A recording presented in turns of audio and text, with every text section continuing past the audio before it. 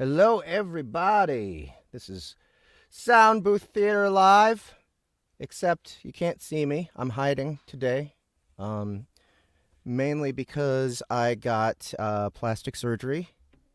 My entire face has been surgically altered to resemble a giraffe. So it's not ready yet. It's all very swollen, covered in bandages. So I really don't want to show you guys yet. But once it's healed up, it will change. For now, we're just going to stick with presenting my yes, open systems. Oh, jeez. God damn it. Okay, I can't show you guys anything because there's all sorts. Fuck you, Mac OS! Okay, sorry.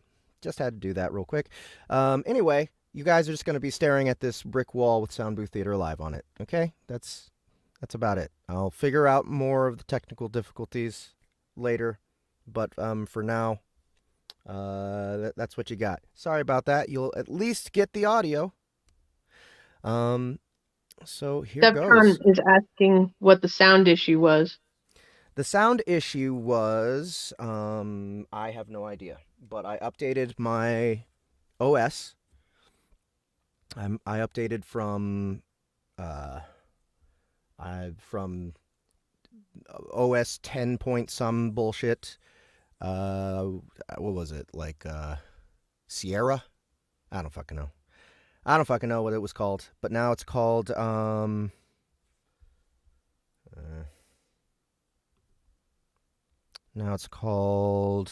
Alrighty Then. Yes, Mac OS Alrighty Then version 13.3.1. So, that's what we got.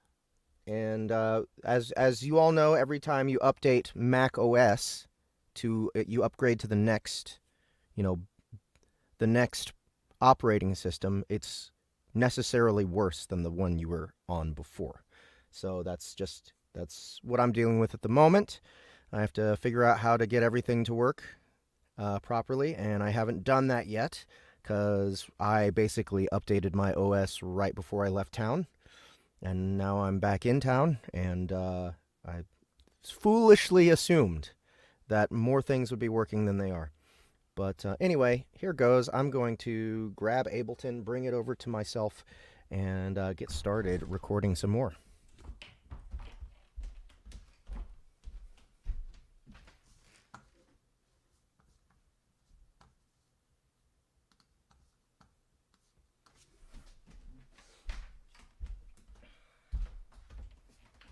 Great. I also forgot to grab water for myself and everything. God damn it. God damn it. All right, be right back.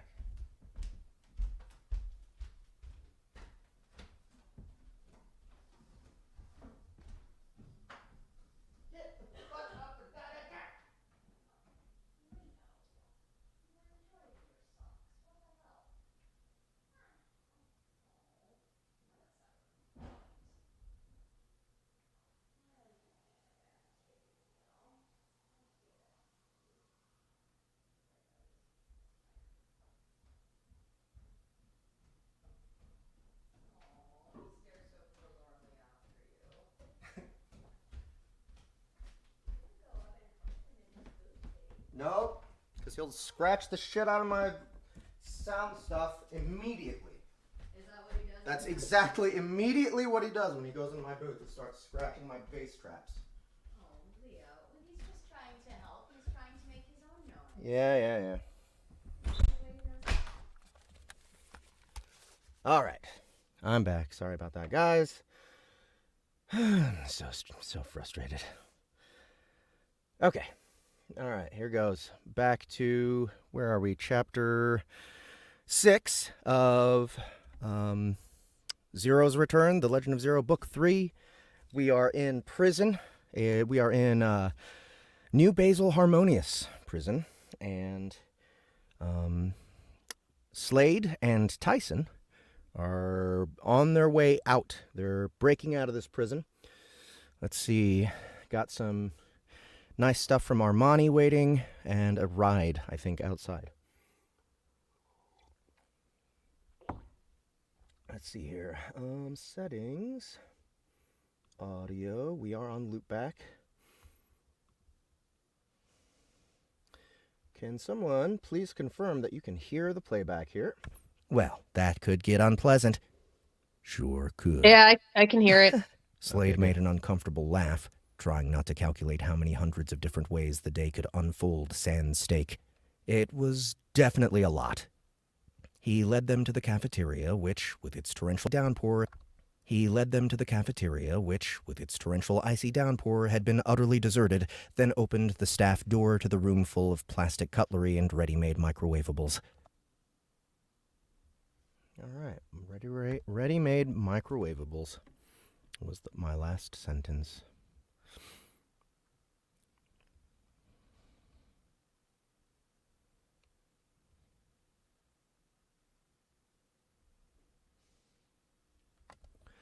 On the way through, he nabbed an apple from the fresh fruit bin and ate it under his makeshift hat as he led the way to the loading bay. Man, I really should figure out a way to let you guys see what's going on. Screen recording, yes.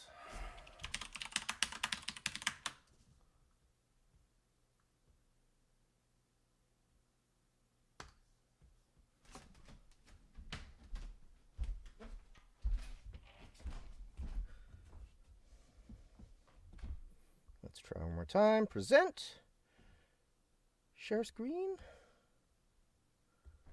Window, entire screen. No. Do window. This one, I think. No, probably not. Chrome tab, window. Yeah, we'll go with entire screen. This one. All right. How? Oh my god. System preferences. No, I can't. Dude, I hate you. Open system settings. What the fuck? I just gave you permission!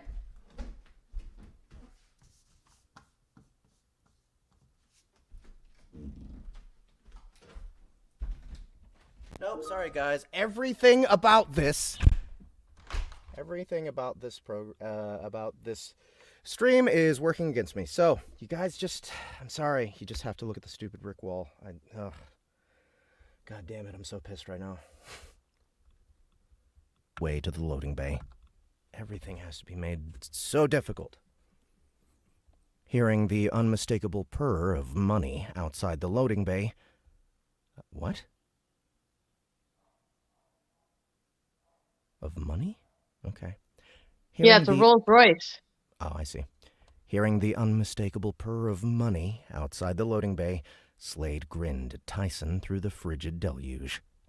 Hearing the unmistakable purr of money outside the loading bay, Slade grinned at Tyson through the frigid deluge. All right, what is going on? Why is there still sound coming in from outside?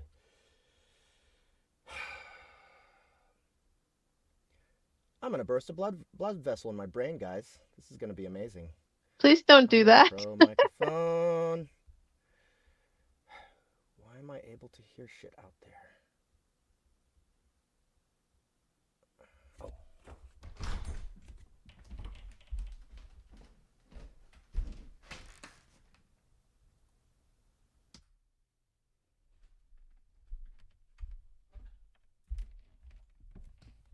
Okay, I think I fucking did it.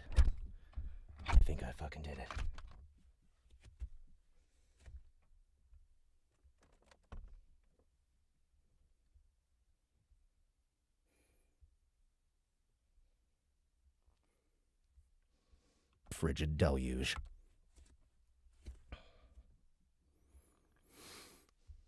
Slade grinned at Tyson. One more time. Hearing the unmistakable purr of money outside the loading bay, Slade grinned at Tyson through the frigid deluge. There we go. You hear that? He gestured at the kitchen exit. That is the sound of deliverance. That is the sound of deliverance! He threw the door open. Outside the bay purred a brand-new Rolls-Royce limo, all sleek white curves and regal power. The back door was open in invitation. Two nice, steaming steak dinners sat on the luxurious white leather seats inside, the smell of Kobe beef wafting over to them from even that distance. Sitting behind the wheel, as instructed, the driver looked a bit frazzled, but Slade supposed that was to be expected with a $2 million bid to arrive at the back door of a prison in under 40 minutes. Seeing the two suits hanging from the ceiling, Slade grinned and took a deep breath of freedom. "Is that a steak?" Tyson blurted behind him, looking stunned. "In a Rolls-Royce?" "In a Rolls-Royce?" "Would I let myself be chauffeured around in anything less?" Slade demanded. Tyson blinked at the car, then at Slade. "You really are a ghost, aren't you?" Slade took a triumphant bite of his apple. "Oh no, I don't have an apple, I don't think. Let me see if I can find one."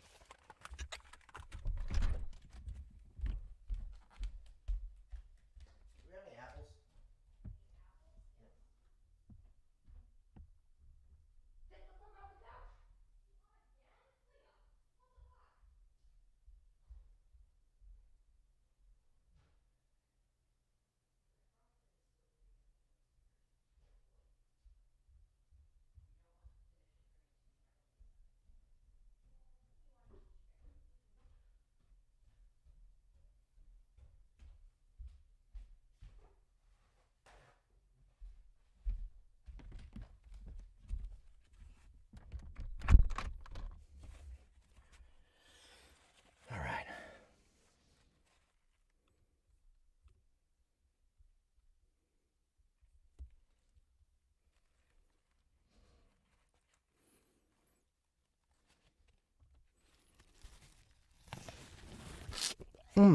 Did you ever doubt it?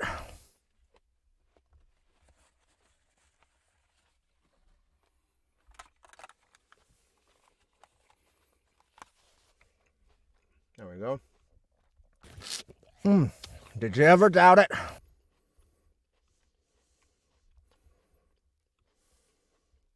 Apple.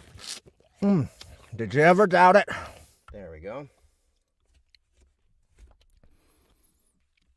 He said, grinning around fruit debris. He turned to accept his ride to freedom.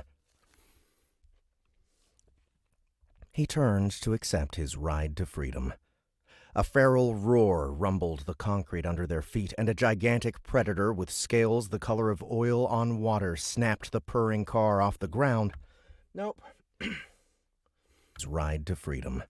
A feral roar rumbled the concrete under their feet, and a gigantic predator with scales the color of oil on water snapped the purring car off the ground and chewed it in half.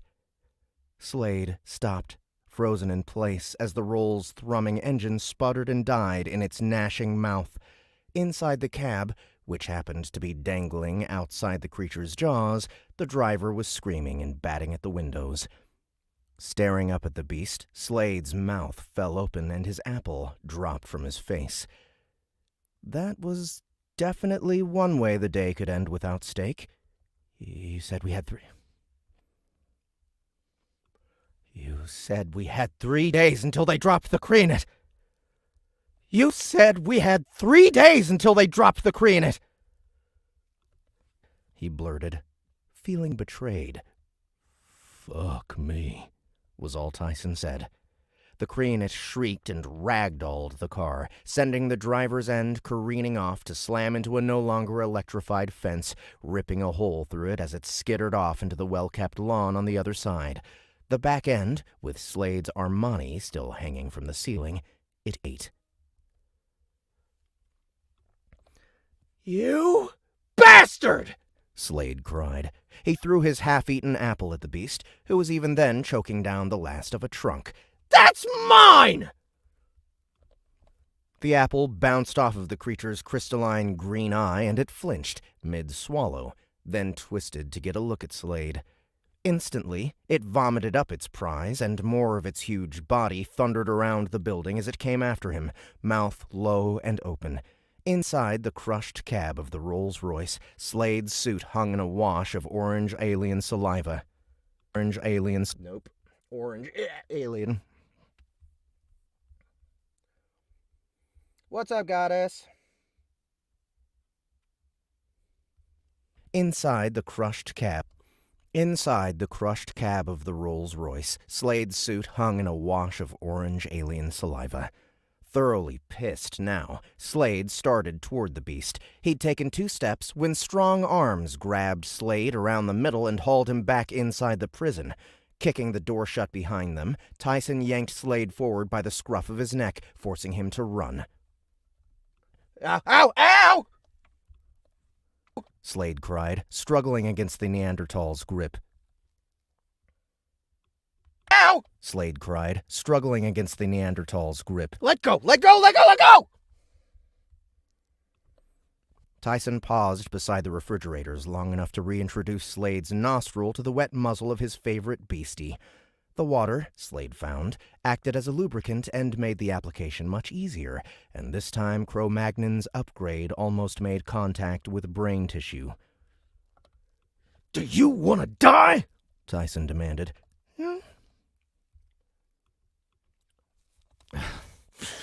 "Not especially."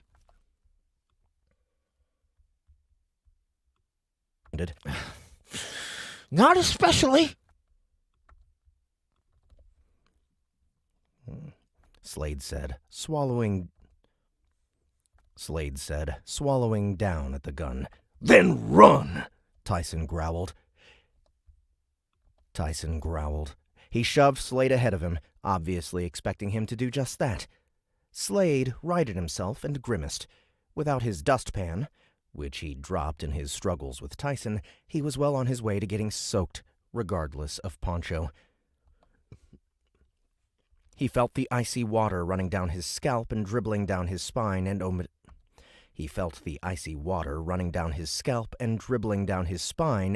his mouth to complain. Wait a minute, why is water... I forgot why water is...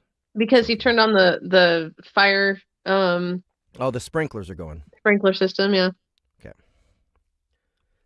A moment later, a lizard-like snout slammed through the titanium-reinforced bomb-proof back door behind them, massive, scaly jaws snapping at the racks of baking trays and wash counters as the best. A moment later, a lizard-like snout slammed through the titanium-reinforced bomb-proof back door behind them, massive, scaly jaws snapping at the racks of baking trays and wash counters as the beast forced its head through the much smaller entrance. Seeing the cracks spreading outward in the concrete wall, the beast gnashing at the room behind them, Slade let out a scream that ended in a giggle, and this time didn't struggle when Tyson grabbed him and hauled him out of the kitchens. Once they were back in the cell block, with several hundreds of feet of concrete between them and the beast, Tyson stopped, shoved a meaty finger into Slade's best... Damn it. Once they were back in the cell block, with several hundreds of feet of concrete between them and the beast, Tyson stopped, shoved a meaty finger into Slade's breastbone, and growled, "You know, for a super genius, you're not very smart. It ain't my Armani!" Slade complained. "Smart. It ain't my Armani!" Can you make that more of a complaint? Like, it ate my Armani. It ain't my Armani! That sounds complainy to me. So, like, you want it whinier? Yes, exactly. Very smart. It ain't my Armani! Slade complained. I think that's What? Sorry. It's a better tone, yeah. The whining instead of like the anger, yeah. And I'm wet! Smart. It ain't my Armani! Slade complained. Slade complained. And I'm wet! He flicked water off his hair in disgust. He hated being wet. Modern man with its huge brains and platinum credit cards shouldn't have to get wet. Modern man with its huge brains and platinum credit cards shouldn't have to get wet. Yeah, well... Tyson glanced at the corridor back to the kitchens. The sounds of crashing and crumbling concrete had ended, which probably meant the beast was seeking easier entry into the establishment. No sooner had the thought come than they heard the sounds of gunfire and screaming from the front of the prison. An instant later, the building began to shake with massive, blunt impacts. Slade grimaced. Damn, that was making his head hurt. He would have crashed a planetary banking system to have a single stick of gum to ease the throbbing, but he'd chewed his last piece in the shrink's office 2 days before. So what do we do now? Tyson demanded, as the gunfire and pounding went on. Go back out the kitchen? Go back out the kitchen? Go back out the kitchen? Scowling in the general direction of the uncouth beast that was shattering his wall. Shattering his wall? Yeah, it's like Zen. It's Oh. a word for Zen. I see. Scowling in the general direction of the uncouth beast that was shattering his wall. Scowling in the general direction of the uncouth beast that was shattering his wall, Slade started walking toward... Damn it. Scowling in the general direction of the uncouth beast that was shattering his wall, Slade started walking toward the front of the building. Hey, ghost! Tyson shouted behind him. Slade ignored him and continued to the barred Tyson shouted behind him. Slade ignored him and continued to the barred windows overlooking the courtyard. The Creenet was partially wrapped in razor wire and torn fencing, snarling and hurling itself at the front gates and the AK-47 carrying inebriates on the other side. Men were screaming as they died, and fools who were trying to make a dash to safety were getting snapped up and swallowed whole by the beast. What are you doing, boss? Tyson asked nervously behind him. Like any good lackey, Tyson had eventually followed him with very little complaint. I'm going to kill a Creenet, Slade said. He flicked water off his plastic bag and headed to the warden's office. With Damn it. With what? With what? With electricity, a Twinkie, and your gun.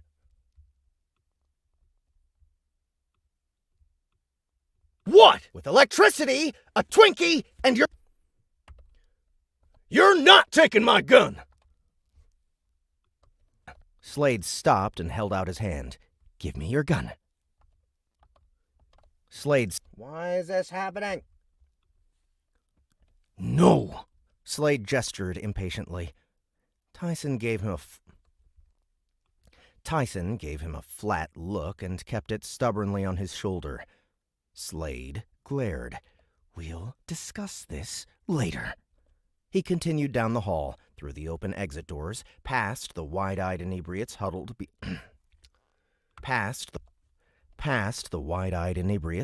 behind the visiting center tables and chairs, and stopped at the vending machine.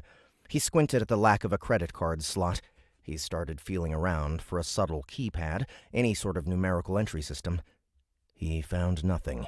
He had billions of credits in a dozen different high-interest accounts, but he was being thwarted by a 20th century relic and a lack of pocket change. How the hell did you get the one in the break room to work? Slade finally demanded, frustrated. Tyson replied by stepping up beside him and smashing the butt of his rifle through the glass, then reaching through the shattered face to retrieve a Twinkie for him. His lackey held it out to him between thumb and forefinger, a single blonde eyebrow raised. Oh, brilliant! Thank you, Slade said, delicately taking his Twinkie and tiptoeing over the glass. He continued through the visiting center and into the warden's office, where 3 mindless Fergs were ransacking the rotund little monster's quarters, one of whom was taking a dump on his desk. Oh my god, why? I can't, I'm going nuts, guys. So many technical difficulties, I don't know how to... Fuck.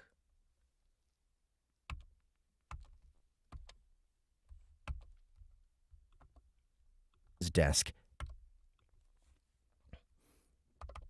Is that really necessary? Slade demanded loudly from the door, startling the desk defiler into suddenly pinching one off.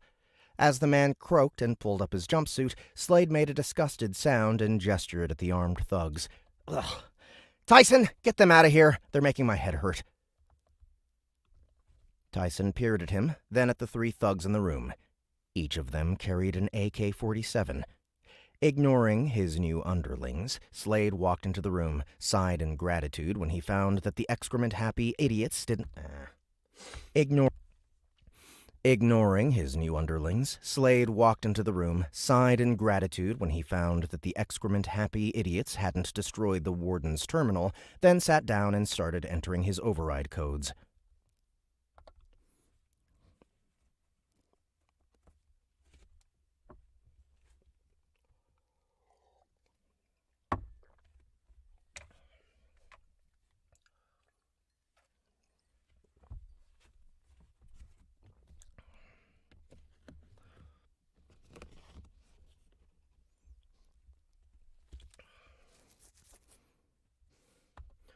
Dude, one of the gun-toting inebriates growled. What the hell is going on? He's going to kill the Courier, Tyson said,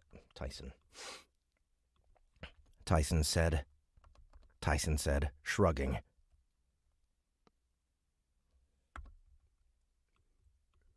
That lizard attacking the front door? One of the slack-jawed nitwits demanded. No, we're dead, man. Okay, why? Why are you doing this to me, computer? Attacking the front door. Oh, I see. I mean, still not a good excuse. Fuck you. Fucking fuck. You guys, this is the worst. Sweet. Now my keyboard just is not working. Just stopped working.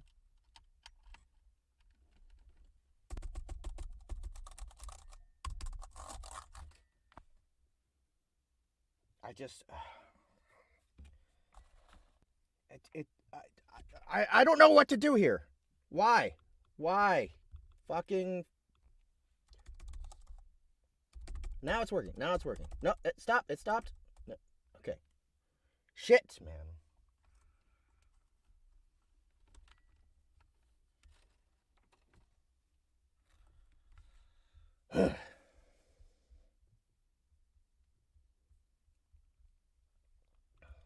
Completely lost my, Tyson said, shrugging. And it sounded like it said shrugging. Tyson said, shrugging. Tyson said, shrug. No. Oh my god. Tyson said, shrugging.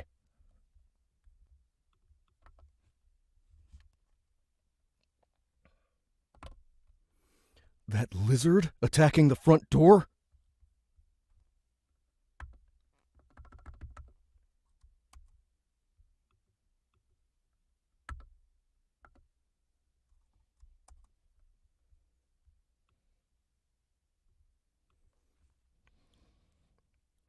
One of the slack-jawed nitwits demanded. No, we're dead, man.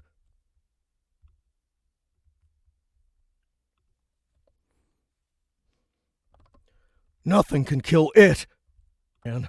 Nothing can kill it. Yeah, bullets. Yeah. Another man said. Bullets bounce right off. Bullets bounce right off it. It's eating through the walls. bullets bounce right off it. It's eating through the walls. So you take the last 10 minutes of your miserable life to shit on the warden's desk, Slade said without looking up. Lovely. There was a brief silence, then the underlings started talking to each other again.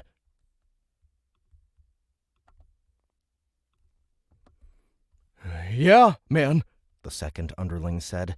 Guys tried getting past it, but the thing's got super senses or something. It just whips around and eats them before they make 20 yards.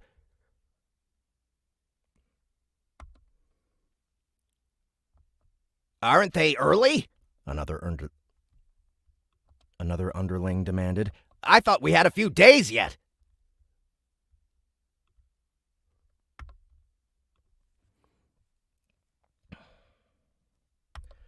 I heard 3 days from now, Tyson agreed. Probably dropped them early just to catch us off guard, the third underling suggested. We're so screwed, man. We're like sitting ducks in here. Sardines, Slade corrected distractedly.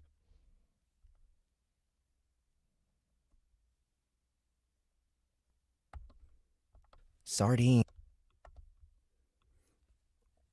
Maybe we should, let those idiots outside distracted and sneak out the kitchen loading bay, you know? That'd be smart. Would you please shut up?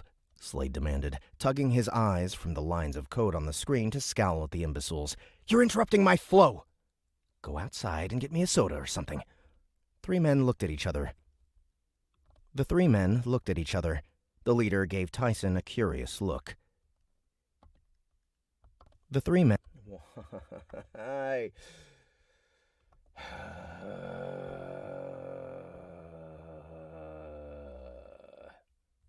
Sorry, guys. I'm so annoyed right now. I can't even express it. All right.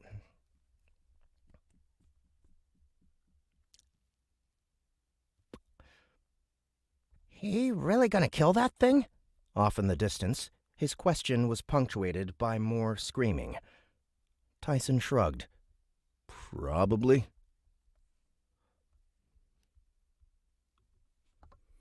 So, that's really the ghost? One of the guys asked, his voice lowering to almost a whisper. Pretty sure, Tyson said, watching Slade from where he was standing inside the metal-framed doorway. Seems legit so far. He's wearing a garbage bag. The soda machine is out there! Slade said.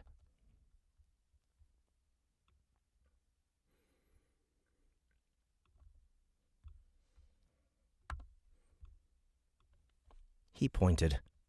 One of the men sniffed, then glanced at Tyson.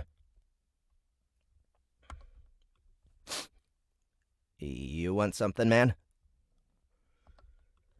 Nah, I'm good. I'm gonna have steak tonight. Tyson gave Slade a meaningful look. His newest AK-47 toting lackey grunted, gave Slade one last perusal, then grunted again and gestured for his two newest underling lackeys to follow him out the door. Pepsi! Slade called at the men's backs as they departed. He was having to type with one hand, holding his nose with his other due to the smell. Tyson! Ugh, Tyson, get rid of that! He definitely wasn't eating right. He pointed at the pile of crap on the desk. Tyson gave him his patented badass who doesn't take shit from computer geeks look. Without responding, the beefy man crossed his arms and leaned against the door, the sides of his jumpsuit actually straining from all the pressure his muscles were putting against it. Do you have water retention problems or something? Huh? 3 Pepsis in an hour? Tyson demanded. The truth was, Slade's funky hairdo needed a lot. The truth was, Slade's funky hairdo needed a lot of extra liquids to keep from dehydrating, but he wasn't going to say that. Now, let's see, Slade said, returning to the fence security settings. How Mr. Alien likes our... Now, let's see, Slade said, returning to the fence security. How Mr. Alien likes our good friend, Direct Current.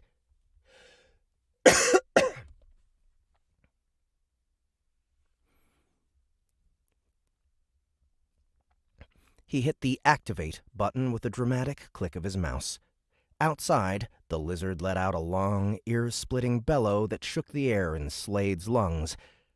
Then there was complete silence. "Nice," Slade said, grinning. "You killed it?" Tyson demanded, looking a little startled. "You killed it?" Tyson demanded. "Nah," Slade said, deactivating the fences before a fuse blew. "Just testing." He started counting seconds as he began working on increasing the voltage for the next jolt. "You scared it off?" Tyson asked, perking up even more. He obviously hadn't been looking forward to fighting a massive alien transplant for his freedom. Doubt it," Slade said, still counting. "Shh!" Tyson went totally silent, listening curiously. At the 23-second mark, the recovering, and now very pissed, monster outside lunged into the prison so hard it knocked the picture of the warden's grandson into the steaming pile of crap on his desk. What did you do? Tyson screamed, stumbling as the walls shuddered around them. "I let it get up again," Slade said calmly. "Gotta do this right, see?" He began calibrating the motion detectors outside the main...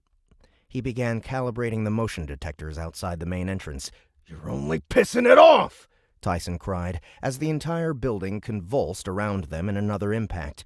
The big man huddled in the doorway, hands protecting his head as ceiling plaster rained down around them.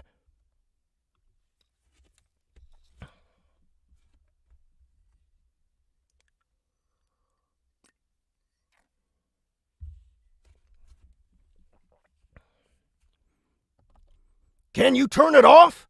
Slade looked up, frowning. "Turn it off? No, I'm going to kill it." Standing up, he walked over and held out his hand. "Give me your gun."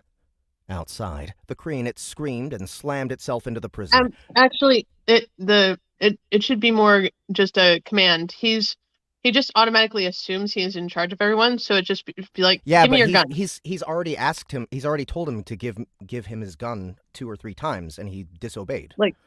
Then give me your gun or something like that. He's got this authority thing. He feels like he's in charge of everything. Okay. Standing up, he walked over and held out his hand. "Give me your gun." Outside, the Kreenit screamed and slammed itself into the prison. Slade made an insistent snapping motion with his fingers. "Come on! Give!" Tyson squinted up at him through the plaster dust, visibly contemplated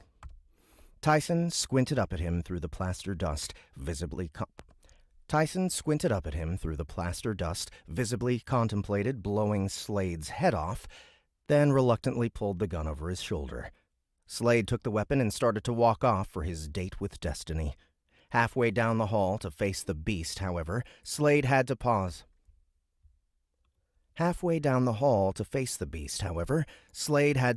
and look at the weapon. After a moment of frowning and Halfway down the hall to face the beast, however, Slade had to pause and look at the weapon. After a moment of frowning at 2 different switches on the gun, he turned and hurried back to where Tyson was huddled, enduring the building shuddering around them.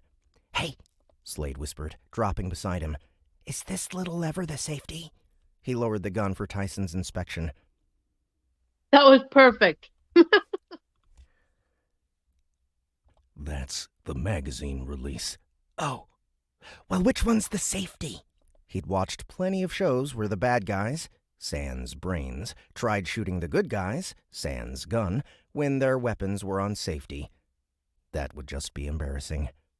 After eyeing him like he was debating whether to take the weapon back, the beefy man reached up and After eyeing him like he was debating whether to take the weapon back, the beefy man reached up and flipped a switch. Safety. He flipped it again. Boom.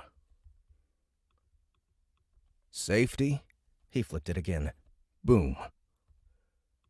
Boom.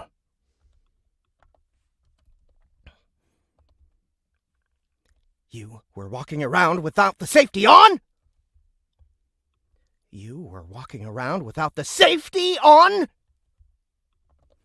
Slade cried, appalled. Don't you know that's dangerous? Tyson gave him a look like he was, indeed, going to take the gun away from him. And since Slade needed the gun to kill the Creanet, he quickly stood up and hurried down the hall, towards the exit and the pissed-off alien outside. The front of the prison had been obliterated. Men in bright orange prison jumpsuits were hiding behind whatever rubble cover they could find as the Creanet roared and thrashed in its tangle of electric fencing and razor wire.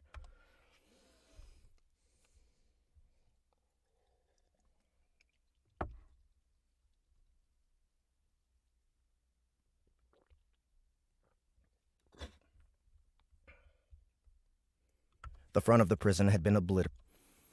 The front of the prison had been obliterated. Men in bright orange prison jumpsuits were hiding behind whatever rubble cover they could find as the Creanet roared and thrashed in its tangle of electric fencing and razor wire.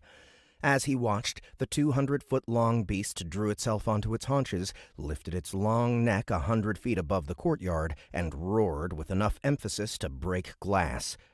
Mouth open for his perusal, Slade could see the unmistakable orange anomalies of prison jumpsuits clinging to its scythe-like teeth. That could kill me, Slade realized. He unwrapped his Twinkie and took a bite, considering. Apparently finished showing off, the Creanet finished its roar and its front legs slammed back to the pavement with enough force to knock over the flagpole. Its big, horned head swung to face him, oil-on-water scales rippling in the morning sun. These people need a hero, Slade thought with a sigh, and I'm running out of Twinkie. Taking a deep breath, he strode past the huddled inmates until he was face to face with the Creanet, tossed the remaining pastry at the motion detector he'd left active.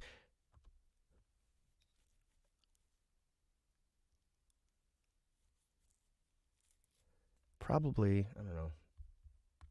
Let me try that again.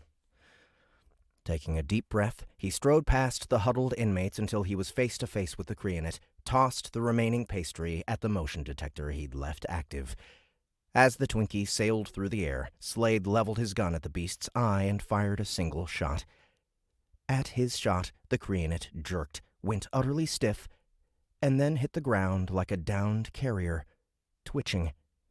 A moment later, the Twinkie activated the electric fencing and the Creanet's body started to spark and sizzle before the system overloaded and the lights went out. Slade blinked and looked at the barrel of his rifle with a new respect. There had been no mistaking that the shot had downed the beast, not the electricity. Having never fired a gun before, Slade had merely been... Having never fired a gun before, Slade had merely been taking a cheap shot to inspire the masses, not actually trying to kill it. From all he'd read, it was impossible to kill a Creanet with an AK-47. And yet, seeing the beast slumped on the ground, twitching, Slade realized that he'd always had a penchant for being on the bleeding edge of the world's learning curve. He also realized that the animal was not yet dead, despite its massive jolt, and was very likely going to prove the conventional wisdom correct unless Slade did something heroic. And quickly.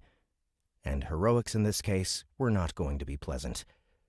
Ah, hell, Slade thought, considering what was to come. God hates a coward. Disgusted that he had to resort to brute force, Slade tucked the gun under his arm, jogged up to the gigantic creature's head, climbed onto its slimy purple tongue, and inched his way through the jagged arrays of sword-like teeth, placed the barrel of his gun to the soft spot between the palate and brain case, and unloaded an entire clip into the creature's gray matter. Which, Slade found, in a man-eating alien from outer space, wasn't actually gray. As a purple paste of jellied neurons rained down upon him, Slade climbed out of the creature's jaws, careful to time it between death spasms, and stopped in front of its snout to figure out where he'd hit it the first time to make it go limp. It hadn't, he discovered, been the eye. It hadn't, he discovered, been the eye. As far as he could tell by the smears of lead left against the scales, it had been the nose, or more accurately, the left nostril, where he'd been aiming for the right eye. That was... Does that say accurately or correctly? Correctly. Okay, you said accurately. Left against the scales, it had been the nose, or more accurately, the left nostril, or more correctly, the left nostril, when he'd been aiming for the right eye. That was annoying. Slade gave the useless weapon an irritated look, then handed it to Tyson when his... Slade gave the useless weapon an irritated look, then handed it to Tyson when his lackey walked up behind him. Slade gave the useless weapon an irritated look, then handed it to Tyson when his lackey walked up behind him.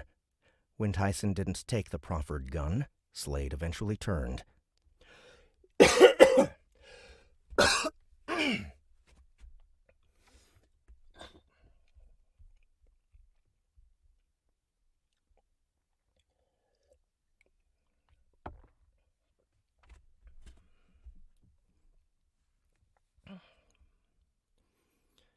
Tyson was staring at the Koreanite, his blue eyes wide.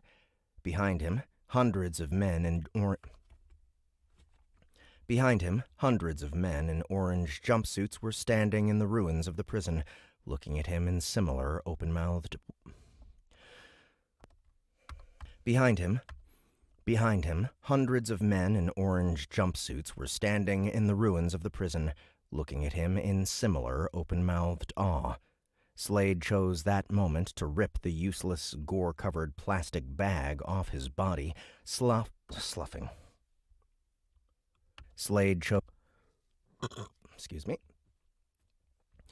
chose that moment to rip the useless, gore-covered plastic bag off his body, sloughing the bloody brain matter to a wad on the ground at his feet, then took a deep breath and glanced up at the congressional bots that were even then annihilating the airborne populace as they fled the city in their skimmers. Slade chose... God damn you, fuck you.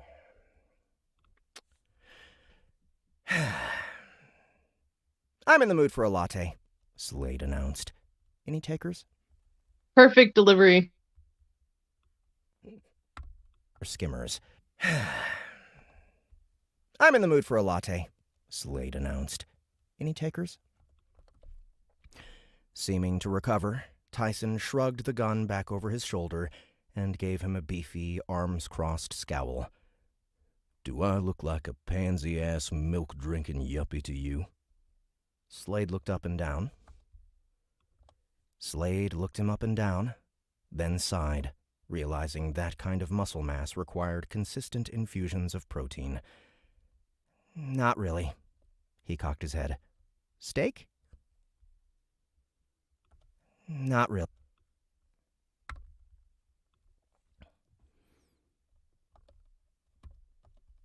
Steak. You got... He cocked his head at the sun.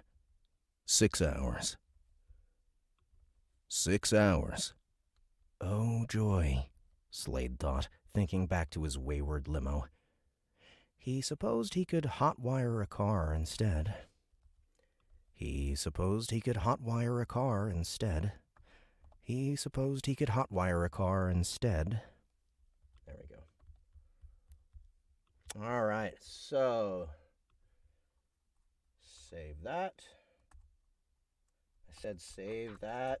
Yeah, I didn't want to interrupt you, but several times your delivery just made me laugh out loud. It was great. Good. All right. Perfect. Six is, let's see, how many minutes is 6? It's almost an hour. Oh, it's just past an hour. Fuck off! God damn it! I'm so pissed at my computer right now. Stop it. Never ever, I just wish that I had learned my lesson from forever ago, not to ever update, not to ever upgrade my fucking OS. Ever. Yeah, same here.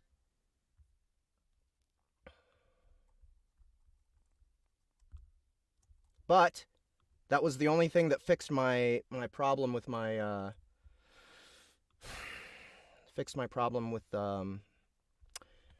I'm driving myself insane as I'm talking because my So controls are just all over the place. Carrie is saying, call your computer sexy. No, not gonna happen. It's already fucking with me. It doesn't deserve that kind of treatment. How long were you planning on going today? Till 2:30 or 3?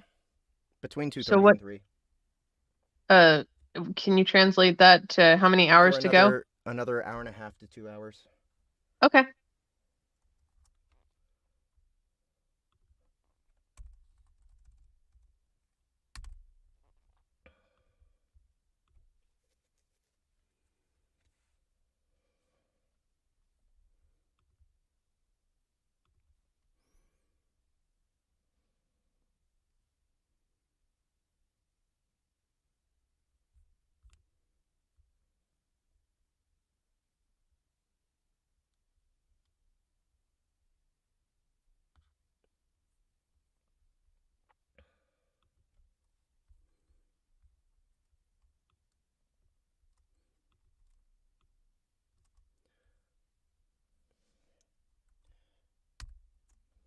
Also, okay, I'm ordering a new keyboard right now.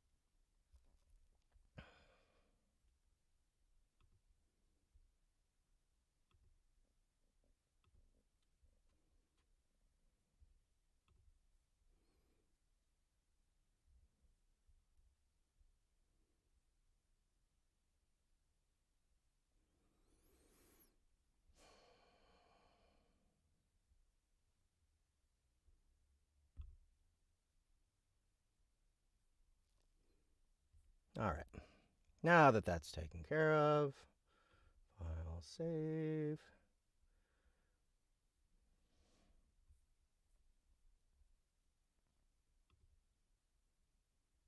This keyboard that I've been using for the past month or so is a keyboard that I purposefully stopped using a long time ago, but my Apple keyboard crapped out on me, so I pulled this one out, this new one out. Or this one's brand new, as in was in the box for years. And yeah, it just kind of decides whether or not to operate when it wants to. So I'm not really into that kind of functionality. I prefer keyboards that just do what you say when you say it. Just, a preference.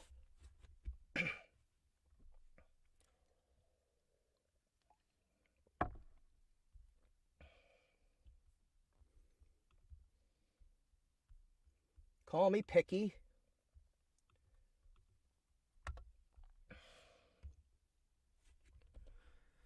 Elevenzy? Is that what it's... Is that how you pronounce that? Elevenzy?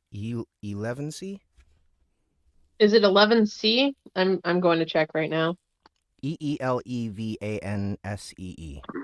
Okay, so this is from the point of view of one of the experiments. They don't read, so it's 11C. Gotcha. That's the only thing she's been referred to as, so she's just combining that into a word, right? Yes. Gotcha. Chapter 7. 11C. She called herself Batch 11C. But since everyone else was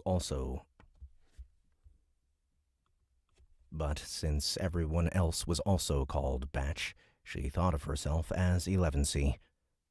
For as long as she could remember, 11C's life revolved around food, water, and headaches.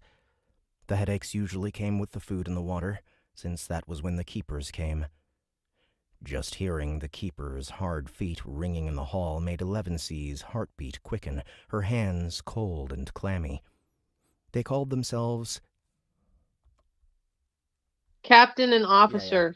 I see it. They called themselves Captain and Officer and Colonel, but together they were the keepers. The keepers discouraged the people from speaking like them, giving them headaches whenever they tried. Only 10F was different.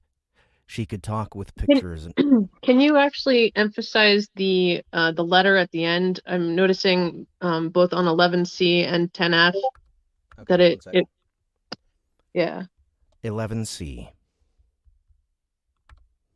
I'm just trying to like make it to where anyone who listens to it will understand that it's like spelled weird.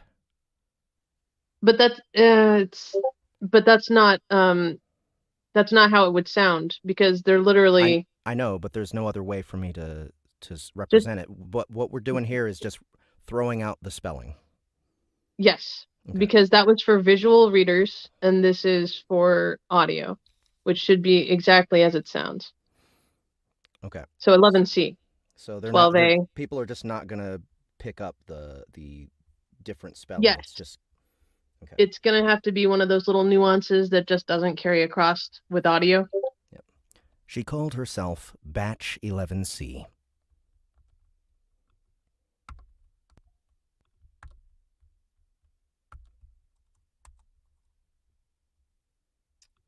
Oh, cool. Oh, never mind. But since everyone else was also called Batch, she thought of herself as...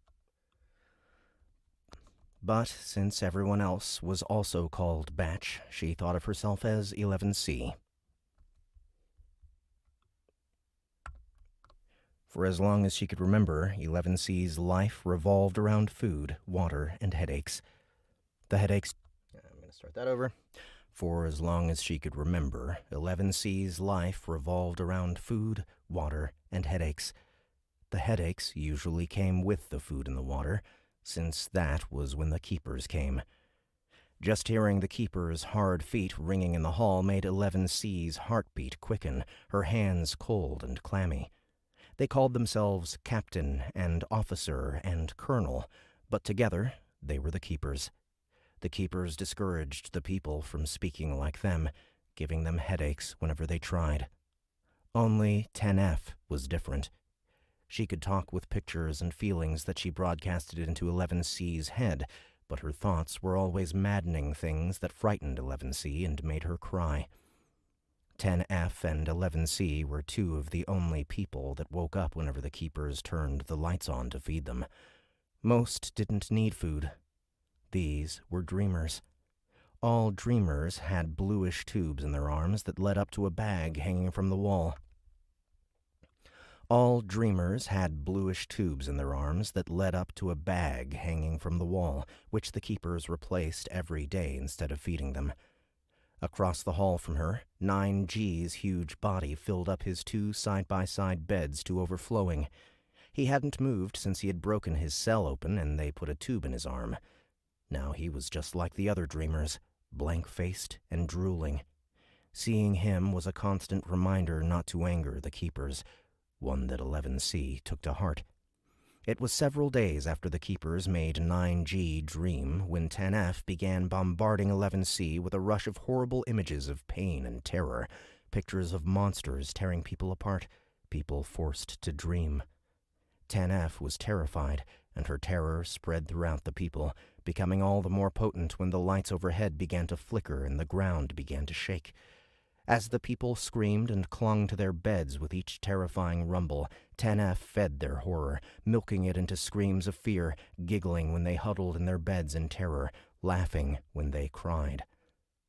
But as more and more people succumbed to the infectious panic, a single image began to burn in their minds on a wave...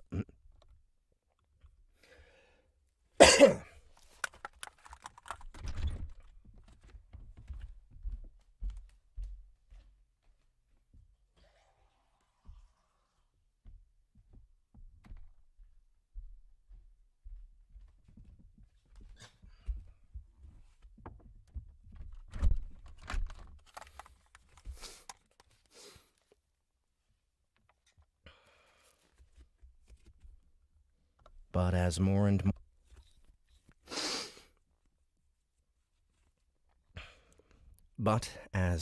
more people succumbed to the infectious panic, a single image began to burn in their minds on a wave of calm, utterly drowning. But as more and more people succumbed to the infectious panic, a single image began to burn in their minds on a wave of calm, utterly drowning out 10F's madness with its beauty and strength. It was a magnificent circle of light, surrounded by waves of color in all directions, carried on a rush of peace. The glorious apparition always appeared in their minds as soon as 10F's tirades began, stronger and more powerful than anything 10F could show them, completely obliterating her projections of monsters and terror. To 10F's frustration, the gentle image brought with it others of equal beauty and hope, creating a barrier between her and the people. The people stopped cringing against the corners of their cells and began to ignore her terrifying, alien pictures as noise behind a curtain. Eventually, she gave up. Once 10F's horrible images finally ceased, 11C realized she was hungry. This was strange for her, since she was always fed at regular intervals.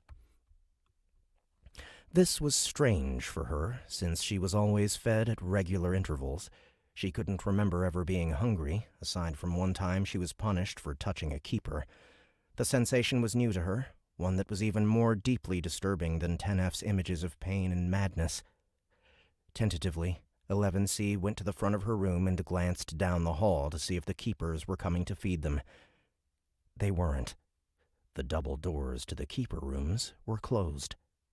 11C sat down in the corner so she could watch the entrance, fidgeting nervously under 10F's malicious gaze. She closed her eyes, trying to ignore her hunger. She slept. Time passed. Her stomach began to cramp and ache.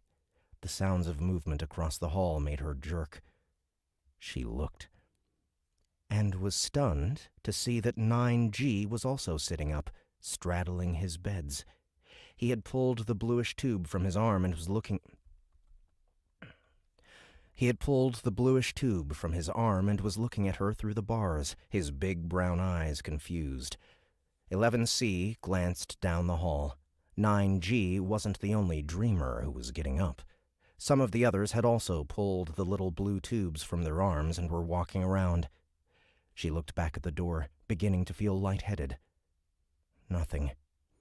Tired and hungry, 11C went back to her bed to wait for the keepers. But the keepers never came. 11C felt herself getting weaker, sometimes struggling even to lift her head from the pillow. A couple of times she managed to crawl to the front of her room, where she could see 10F also laying in her bed, jerking with madness. In the room beside 11C, one of the dreamers hadn't woken up and was starting to smell bad. Why hadn't the keepers brought food? As time went on, more and more of the people began to stink. 11C was so... Excuse me. 11C was 11C. 11C was so tired that she found it hard to move. Her throat was painfully dry. She found it hard to breathe, hard to think. She had drunk everything she could from the commode in the wall, but now there was nothing to take her waste away. She tried to keep everything in one corner, away from where she slept, but in the end she was too tired to get out of bed.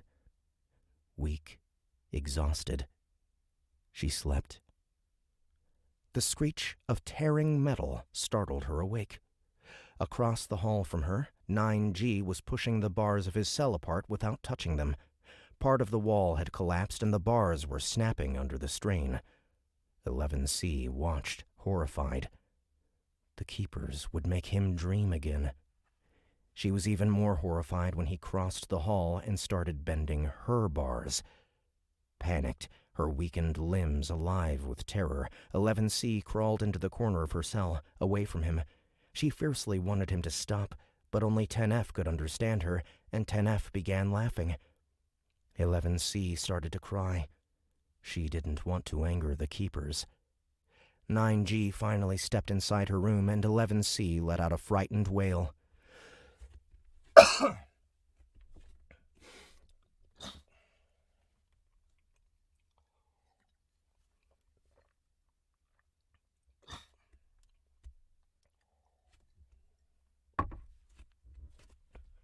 11C started to cry.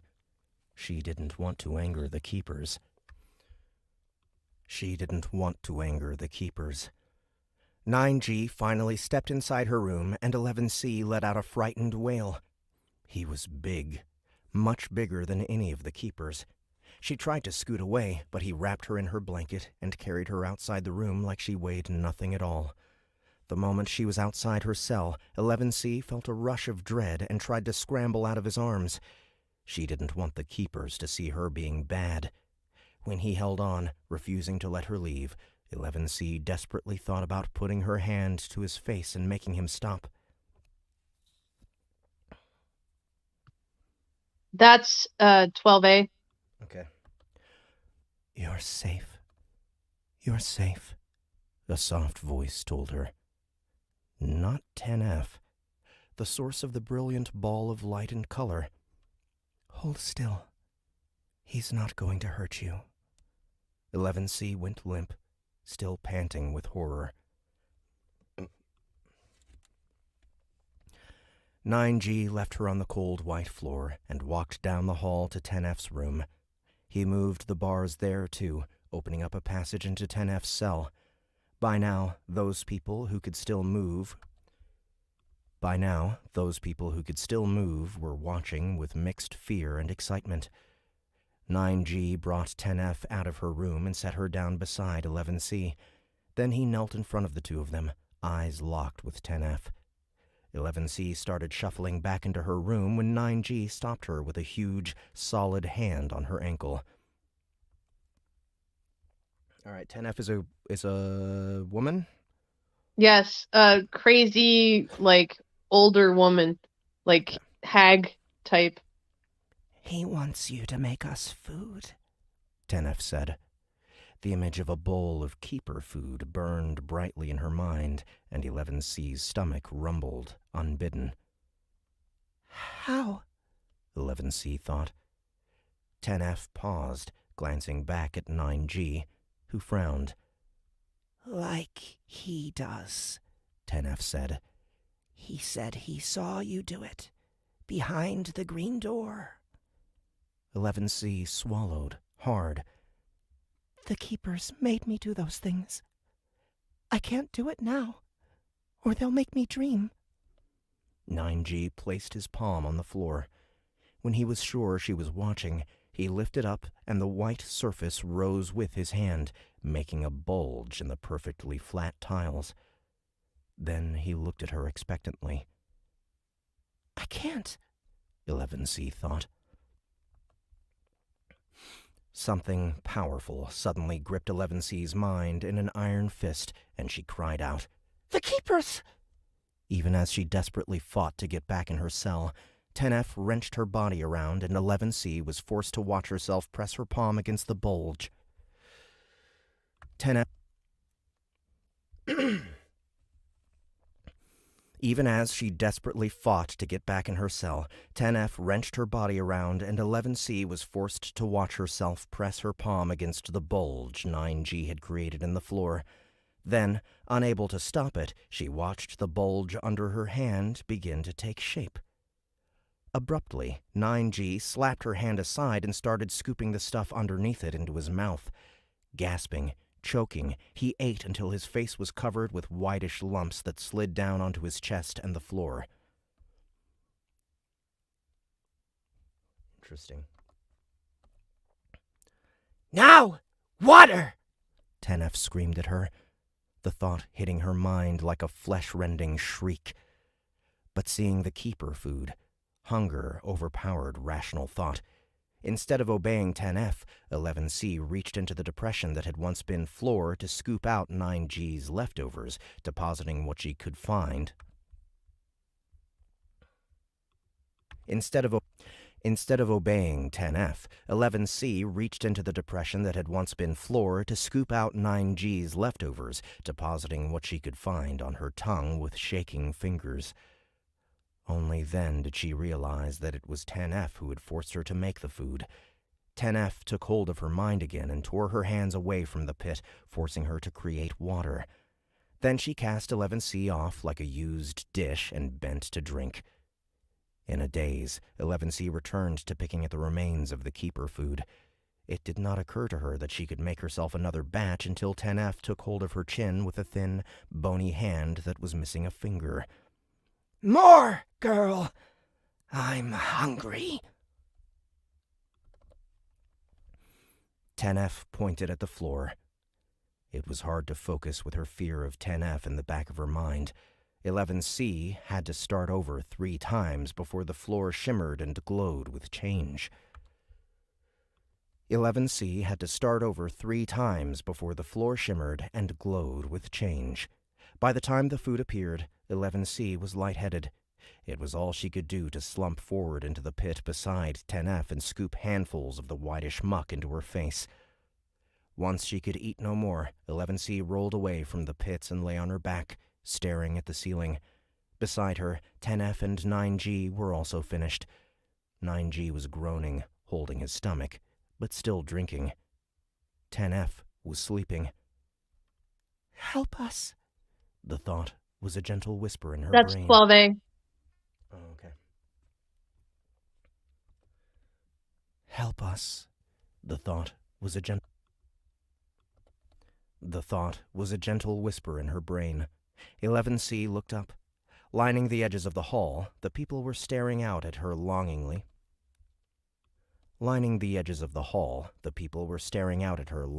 From behind the bars of their cells, their hollow eyes fixed on to 3 of them. Lining the edges of the hall, the people were staring out at her longingly from behind the bars of their cells, their hollow. Lining the edges of the hall, the people were staring out at her longingly from behind the bars of their cells, their hollow eyes fixed on to the 3 of them in yearning. "Please." Another fleeting thought, weak and barely audible, not from 10F. It stunned 11C, who until this point had thought that only 10F could speak in her mind. Her head.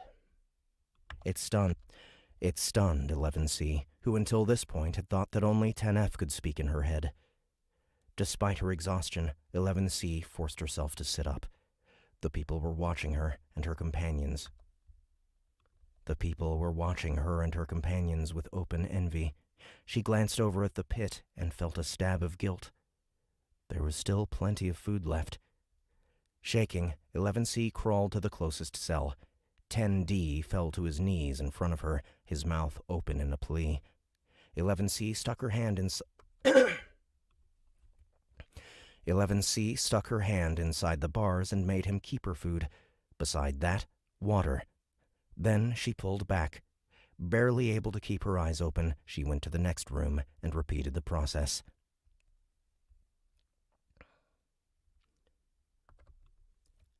"Thank you," the whisper in her brain said. 11C glanced back at 10D, who was slurping up water and food. I'm further down the hall. Help the others first. 11C continued making food and water for those trapped behind the bars until she passed out. She woke to 9G, shaking her. When he saw her eyes were open, he got down on his stomach and made slurping sounds, nodding at her insistently. There were others with him. 11C closed her eyes.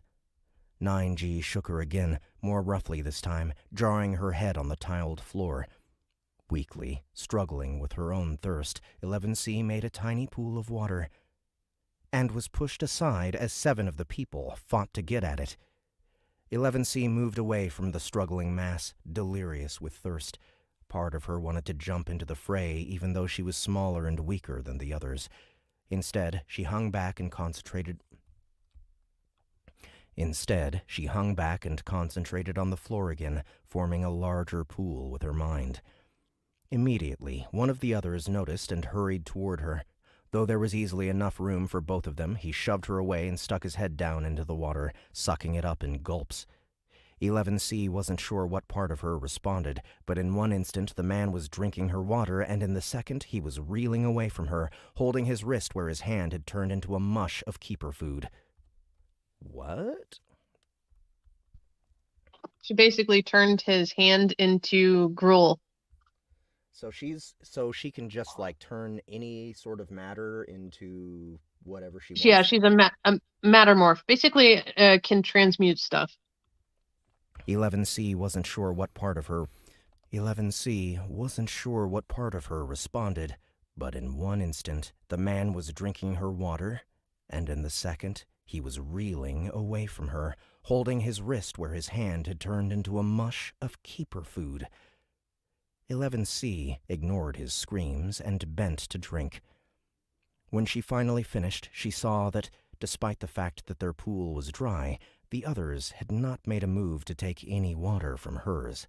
The man who had pushed her had started to dream. His stub a globby mixture of bright red keeper food. Feeling guilty, 11C backed away from the pool and motioned for the others to drink. They moved forward cautiously, their eyes darting to the man who had shoved her.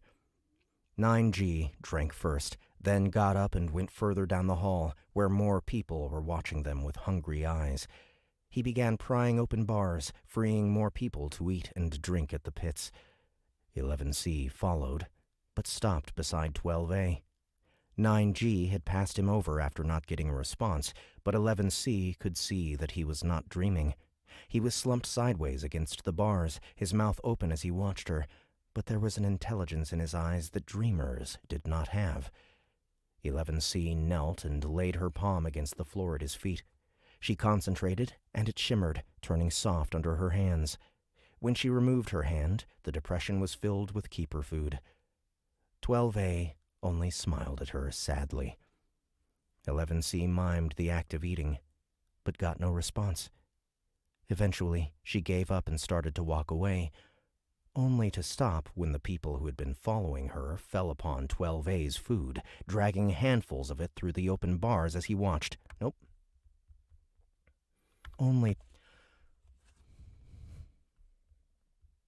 Eventually, she gave up and started to walk away, only to stop when the people who had been following her fell upon 12A's food, dragging handfuls of it through the bars as he watched, immobile. 11C let out a shout that sent them scrambling away from her. Then she turned back to 12A and squatted in front of him. His eyes were closed now. She knelt and took a handful of keeper food and dropped it into his half-open mouth. Most of it slid to the floor, but a few globs remained on his tongue. 12A's eyes flashed open.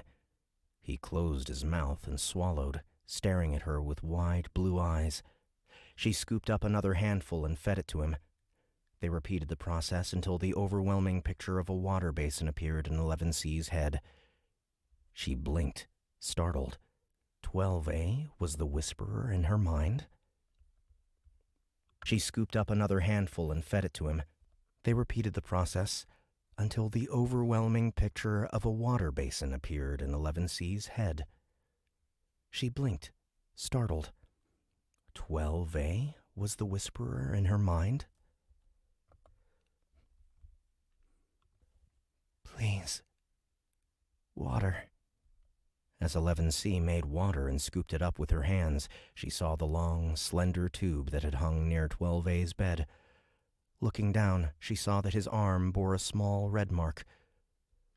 You are a dreamer, she thought, surprised.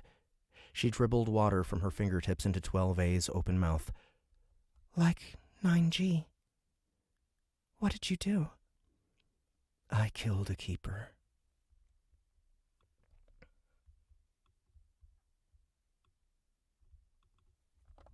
He responded softly, staring into her eyes with his deep blue gaze. 11C jerked back and scooted away from him, suddenly very afraid. The keepers are gone, he whispered in her head. Please help me. They can't hurt you anymore. 11C bit her lip, considering. Then, carefully, she reached out to touch the bars in front of him. They dissolved into a puddle of water, and she crawled inside to sit beside him. Can you move? A little.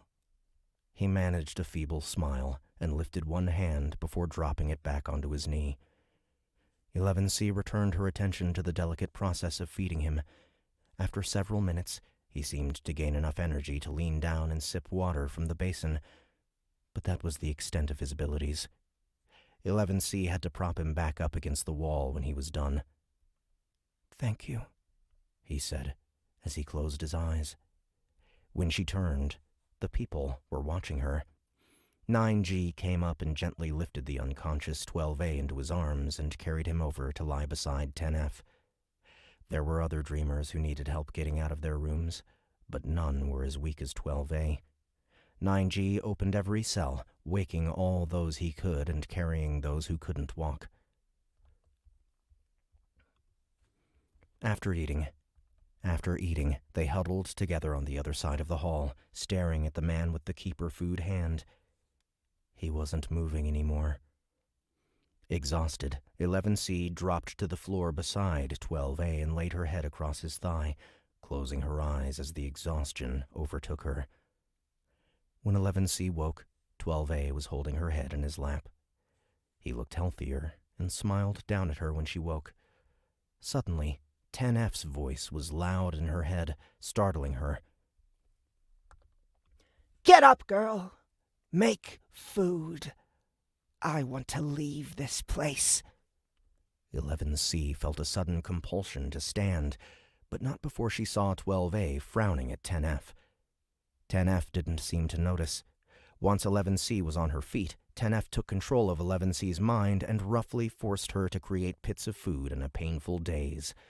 When the pits were finished, 10F released her violently and began to eat. Groaning, 11C fell to the floor, both hands clutching her head. 12A crawled over to her and touched her shoulder. Did she hurt you? 11C opened her eyes and saw that 12A was frowning at 10F. Before 11C could reply, 10F finished and stood up. She roughly dragged 11C to her feet and said, We're leaving. She pointed to the double doors at the end of the hall. Follow 9G. Instinctively, 11C shied away. I don't want to go. 10F's anger came with a flood of violent images that left 11C gasping. You will go, 10F said, or I will make you go. 12A's blonde brow nodded slightly. 12A's blonde brow nodded slightly as he watched 10F. Now follow 9G, 10F snapped, pointing at the huge green doors. 11C balked, taking a step backwards, back toward her room. 10F's scarred face sharpened. Excuse me. 12A's grip on her arm stopped 11C from bolting. Sharpened. 12A's grip on her arm stopped 11C from... Do as she says. No, I'll go with you, he said. Do as she says. But 11C could tell he was scared. We can stay, 11C thought desperately. Tell her we don't need to leave. She put all of her emotion into it, but 12A merely shook his head and looked up at the row of lights suspended above them. He shook his head and looked up at the row of lights, but 12A merely shook his head and looked up at the row of lights suspended above them. But 12A merely shook his head and... Soon, the dark will come, he told her, a view of total, penetrating darkness overpowering... He told her, a view of total, penetrating darkness overpowering all other images. We must go and find the light. The calming image of the beautiful, colorful circle flashed into her mind. 11C glanced at 10F, who was watching her mercilessly. Unlike 12A, she didn't seem to be able to hear what 12A said to 11C. And, unlike him, she had no problems filling 11C's mind with fear. She bombarded her with images of darkness closing in on them, swallowing them alive. 11C took 3 terrified, running steps toward the green doors before she knew what she was doing. Following at a jog,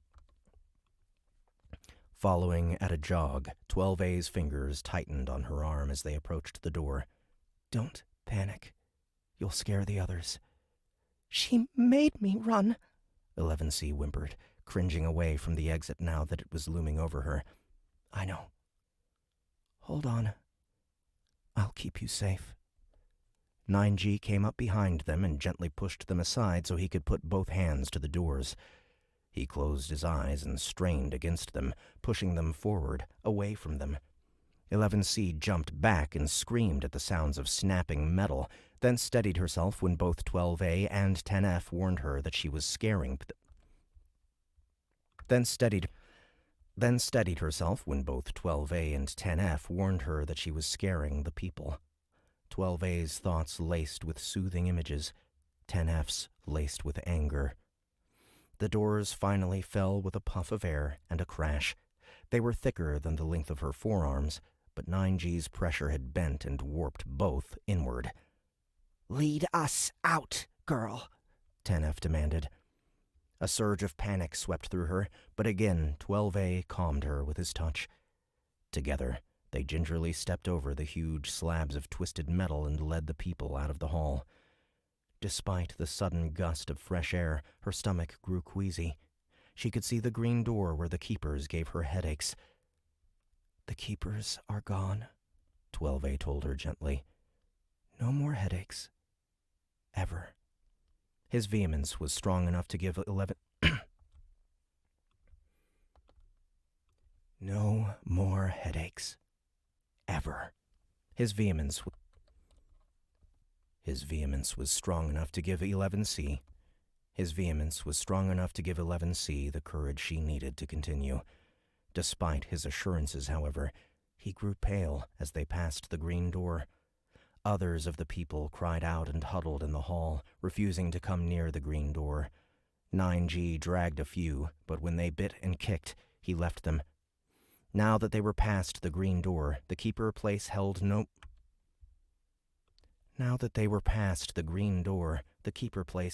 more terror for 11C than the halls outside her cell. She knew the keepers would make them all dream if they caught them, but 12A had assured her the keepers were gone. Still, the people stayed absolutely silent as they crept deeper into the hall, knowing they were being bad. 9G paused at every door to open it, then let 11C lead them out into another hallway. The lighting here was dimmer, the hallways darker. Small, black windows lined the sides, and 11C walked quickly, feeling exposed. She was beginning to get lightheaded and hungry again when they finally reached another door, this one heavier than the first. As 9G dealt with the door, both she and 12A slumped to the ground, exhausted. When 9G returned, he was sweaty and shaking. He knelt and fell onto both hands, his arms wobbling against the pressure of his weight, his head hanging. He needs food, 12A told her in a wave of images. Please, help him. Exhausted, 11C placed both palms against the floor in front of 9G and made 2 large divots of water and keeper food. Exhausted, 11C placed both palms against the floor in front of 9G and made 2 large divots of water and keeper food in the cold stone. Then she passed out. She woke to 10F's mental shout. Get up! We're going! No more sleeping!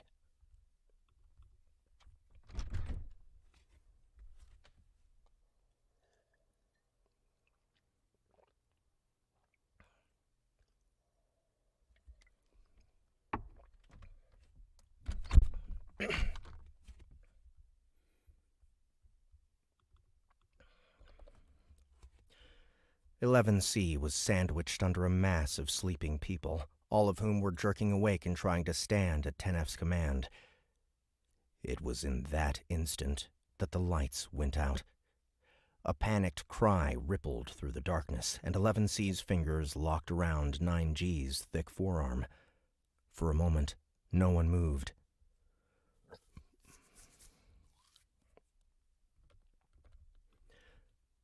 Do something. Do something. That's 12. the crazy lady, not 12A. It says do something, 12A thought at her frantically. Oh, fuck, you're right. Sorry. 12A thought at her frantically. The people are afraid. Do something. Hurry. She could feel his own fear leaking into his thoughts. Fear of the dark room. Of dreaming. At the same moment, 10F's panic ripped through her, leaving 11C and the others incoherent with fear. Primal terror coursed through them, leaving them all thrashing mindlessly in the dark, screaming. Just as suddenly as it had started, 10F's burst of panic cut off. Then 12A was back in her mind, urging her to hurry.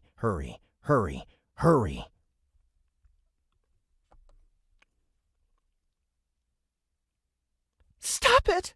11C cried. 12A's thoughts choked off as suddenly as they had begun, like the dying sounds of a strangled thing. Of 10F, there was nothing. What happened? 11C whimpered. What is wrong with 10F? I'm holding her back. 12A's words came with a spasm of fear. She's scared. When the keepers took people like me and 10F behind the green door, they left us in the dark. To fight. To fight what?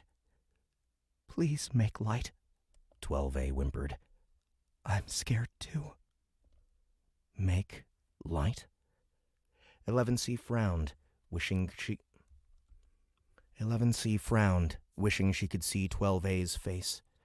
She could make food easily, but light was not the same as food. You couldn't hold light. Yet 12A was beginning to project cold terror. just as 10F had, and it was permeating everything around them. The people were whimpering and crying. 11C wanted to run, but 12A was holding her hand much too tightly. Tentatively, 11C touched the floor and thought of the round, globular lights that had kept their rooms bright. The floor grew hot to the touch, but she could make no light. Try harder, 12A insisted. You must. Please. I can't hold 10F much longer. He touched her arm, his fingers cold and clammy. 11C crinkled her forehead and concentrated. The floor under her hand began to soften, ready to take shape, but what she wanted it to become didn't have a shape. The more she concentrated, the hotter the floor grew until, all at once, it began to smoke and glow. The smell was horrible. 11C relinquished her hold on the floor and the dim light went out. Instantly, 10F was in her head, so strongly that for a moment 11C lost all sense of her own self, so caught up in 10F's demands that she couldn't think.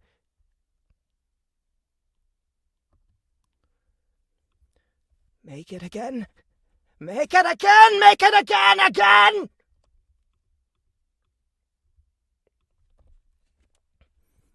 Then she did lose control. 10F gripped her mind and wrenched her hand back to the floor. She forced her to put her hand back, heating the tiles again. Dimly, 11C felt 10F pour her energy into the rock, making it glow once more. Upon seeing the light, 10F viciously began to drain everything 11C had into the floor, into sustaining the tiny glow. 11C felt herself losing consciousness. Then, all of a sudden, 10F's presence disappeared. Behind her, 11C heard a body slump to the ground. "Please," 12A whispered in the darkness. "Please bring it back."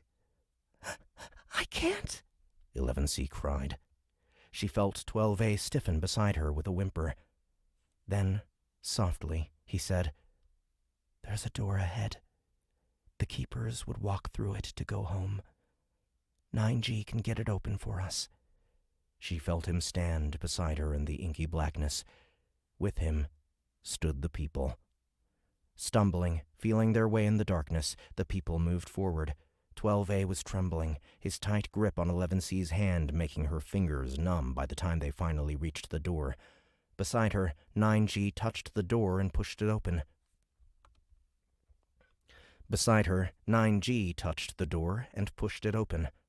Light flooded into the darkened hall, to the relieved gasps of the people. Suddenly, 11C forgot how tired she was. The floating circle of color that 12A had shown them was there, hanging in the wide-open space beyond the door. She stepped outside and fell to her knees, too tired to stand. Behind them, more people filed out through the door to stare in awe at the wonder. Behind them, more people filed out through the door to stare in awe and wonder at the great floating ball. "There are others nearby," 12A told her, tugging her arm. "We have to move." He projected a deep, horrible fear of the others, mingled with an overwhelming hatred that made 10F's tantrums. He projected a deep, horrible fear of the others, mingled with an overwhelming hatred that made 10F's tantrums look weak. 11C cried out and tried to run back to the tunnels, but 12A yanked her back. In an instant, 9G was between them. He shoved 11C out of the way and slammed 12A down into the hard, uneven ground. He put one palm over 12A's face and held it there. The threat made 11C swallow and back away. Suddenly, 9G fell onto his back, his palm pressed over his own face. 12A got up, pale and shaken, then let the giant regain control of his hand. 9G lunged to his feet, his fingers fisted at his sides. He was angry, an emotion that 11C had only seen before in keepers, and it had always meant horrible things for the people. A frightened sound escaped her throat, and she went to huddle with the rest of their companions. After they glared at each other a moment, 12A calmly turned away from 9G and extracted 11C from the mass of frightened people. We need to go that way," he told her, pointing out into the encroaching darkness. "Now. The others will find us here. You have to lead. The people won't follow me unless I make them." "What about 10F?" 11C asked. She sensed 12A hesitate. 10F is dead.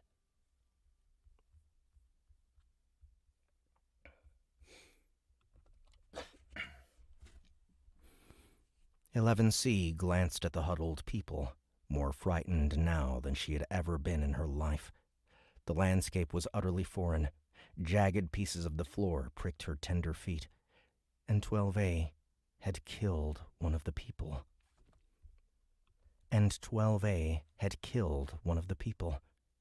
She wanted nothing more than to rush back and huddle in her cell until the keepers came back. Even the keepers didn't scare her as much as this. Despite her fear, however, 12A refused to let go of her arm. She felt the desperation in his thoughts and tentatively stepped into the growing darkness with him. 9G followed close at her side. 9G followed close at her side. In silence, the rest of the people followed. They climbed up a large hill for most of the night, picking their way through the sharp needles covering the ground. A massive flash of shadow landed on one of the stragglers. The predatory roar triggered some primitive instinct in their cores, and the people began to run, breaking into great, terrified strides as the man's screaming abruptly cut off on the hillside below. The darkness closed on them, and 12A began to project his terror, keeping them running long into the night. When they finally stopped, the circle of light was once more coloring the world, and they were missing 3 more people. 9G lowered himself to the ground and slapped his palm against the rough dirt. He was panting, his great head hanging from the exertion. Even his palm slap was weak and tired. 11C made everyone food and water, then waited for them to finish feeding themselves.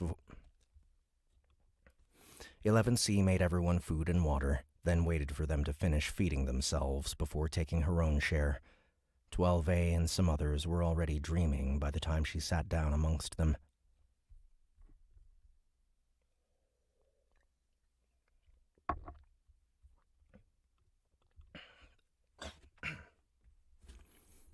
As tired as she was, 11C didn't notice the other standing nearby until it moved. She tensed, ready to raise an alarm. The other crouched when 11C spotted her, preparing to bolt. She was small, only coming up to 11C's chest. The girl was wearing keeper skin, but it was dirty and tattered. Her tiny face was bruised and scratched, streaked with tears. Quietly, she said something in the keeper language. 11C's spine prickled. The little other repeated herself, motioning at 12A. She pointed at the sides of his head, then touched her ear and babbled a long string of keeper speak, obviously confused. 11C watched her, wondering if she should wake 12A. The other said the same thing twice more before 11C decided to shake him awake. 12A sat up with bleary eyes that immediately sharpened as soon as he saw the girl. As soon as 12A was awake, the other cried out and backed away, her hand to her mouth. 12A frowned at her, and immediately the girl stopped moving. 11C realized he was going to hurt her. The other must have sensed 12A's thoughts, because she started to cry. "Stop it!" 11C grabbed 12A's arm. It was obvious the child was terrified. Terrified and alone. At least the people had each other. This little keeper had no one. When she projected to 12A that they should help her, however, 12A reacted with anger. The others made the keepers. We must stay away from them. It was too much for 11C. She got to her feet and walked over to the little other, then drew her into her arms. When 12A demanded that she put her down, 11C refused. "She can teach us." That made 12A pause. He glared at the girl, then at 11C, then back at the girl. Finally, he shrugged and went back to sleep.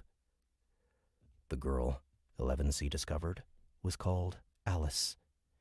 Saying her name out loud like a keeper was difficult for 11C, so she stopped trying. The others speaking made her uneasy. And when Alice asked what 11C's name was, she had an even harder time producing the sound that had only ever passed over keeper lips.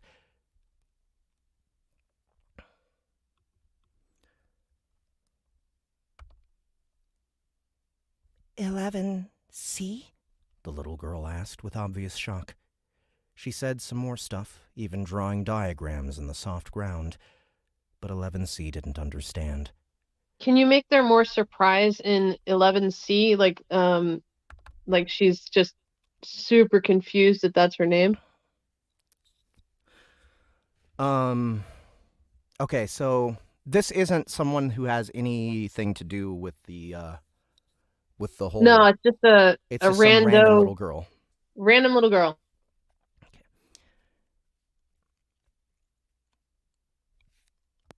11C? The little girl asked with obvious shock. Perfect. But 11C didn't understand. Alice finally gave up and moved on. She began naming the things that surrounded them as trees, and the tattered keeper skin she wore as clothes. When it became apparent that Alice wanted to know why 11C and the rest of the people weren't wearing any, 12A frowned at her from the ground, and the questions stopped.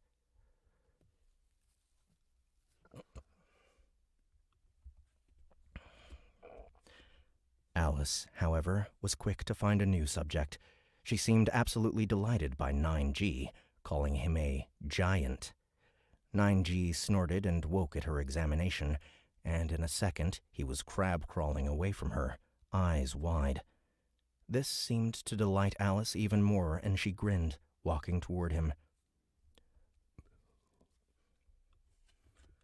9G stuck out his palm at her, and 11C quickly stepped between them. Undeterred, Alice ran out from behind 11C to stare at 9G with obvious fascination. Undeterred, Alice ran out from behind 11C to stare at 9G with... Undeterred, Alice ran out from behind 11C to stare at 9G with obvious fascination. 9G continued to gawk at her in horror. Alice babbled a few things to 9G, foremost among them being giant. 9G continued to hold his palm between them, though his shock was quickly becoming curiosity. Finally, he lowered his hand and crept toward Alice, a tentative grin on his face. When he reached out and rubbed her long black hair between his fingers, she squealed with delight and pried his hand away, enthralled by his huge palm, which spanned her entire chest. 9G responded by stroking her hair again, his jaw open wide.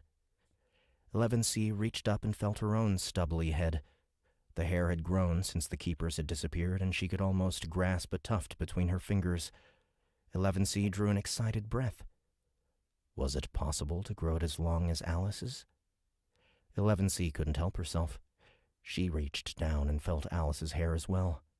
It was soft and silky in her hands, softer than anything she had ever felt before.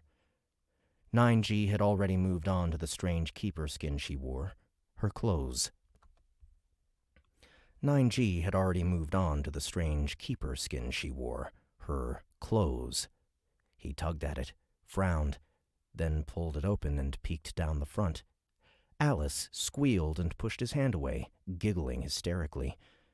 9G held the girl still and showed 11C what he had found. 11C blinked, stunned. Underneath the keeper skin, Alice was just like the people. Alice broke free and climbed on top of 9G, pushing him over. He fell onto his back and grinned as she sat on his chest and started tugging on his nose. He seemed equally fascinated by her feet.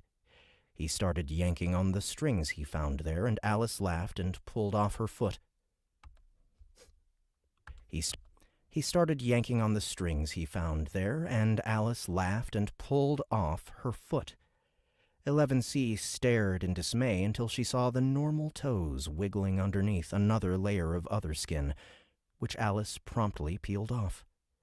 Alice then stuck her foot out for 9G to examine, and squealed as he lifted her by one leg to peer at it.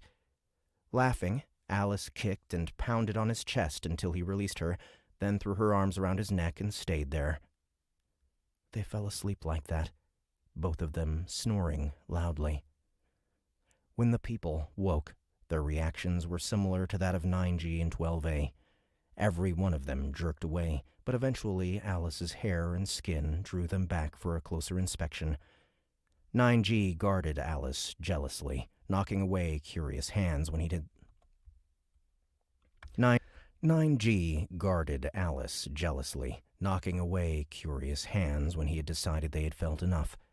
Finally, he put an end to the whole affair by slapping the ground and looking up at 11C with expectant brown eyes. 11C made several pits, giving herself, Alice, and 9G a pit of their own. 12A, who had made a point not to show any interest in the other, went to eat at a different pit. Though 9G and 11C immediately began to eat, Alice frowned at the pit for a long time before she finally reached down and touched the keeper food. When she put a glob of it to her tongue, she spat it back out. Then she wiped her lips on her arm and gave them both a funny look. Alice babbled for several minutes, pointing between the pit and her mouth while making a face. Then, when neither 9G nor 11C could understand her, Alice went and grabbed 12A by the arm and dragged him over to them. 12A frowned at the girl, then at the food pit. "She thinks it tastes like dirt," he told 11C. "She wants to know why you don't make something else." 11C was confused. "Like what?" 12A looked at the girl and his brow furrowed. Then he turned to 11C and deluged her with images and thoughts and feelings and tastes and emotions of food. It wasn't keeper food. Instead, it was round and soft and flat, but hard enough to hold its shape. Struggling with the flood of information, 11C tried her best to make it. When it was done, Alice let out a squeal of delight and took one of the soft, round other foods and ate it happily. Then she motioned for the others to do the same. No one moved. 9G was the first to give in to Alice's pleading. He tentatively grasped one of the other foods between thumb and forefinger and peered at it. Then he sniffed it, and his eyes widened. He stuck out his tongue and licked it. Instantly, his head jerked back and he stared at the other food like it had bit him. Beside her, 12A tensed and 11C moved closer to Alice. Everyone gaped when 9G crammed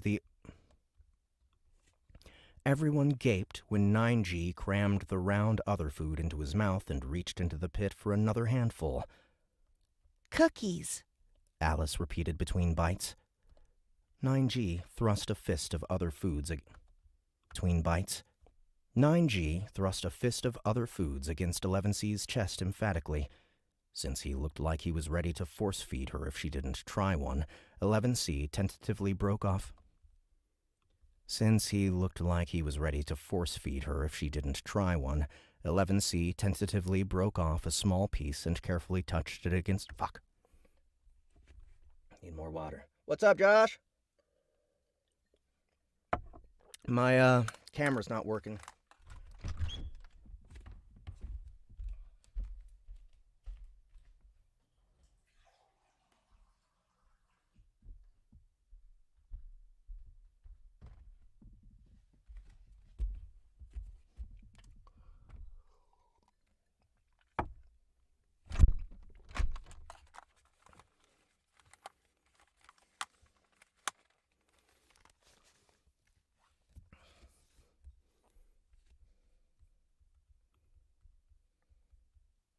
Since he looked like he was ready to force-feed her if she didn't try one, 11C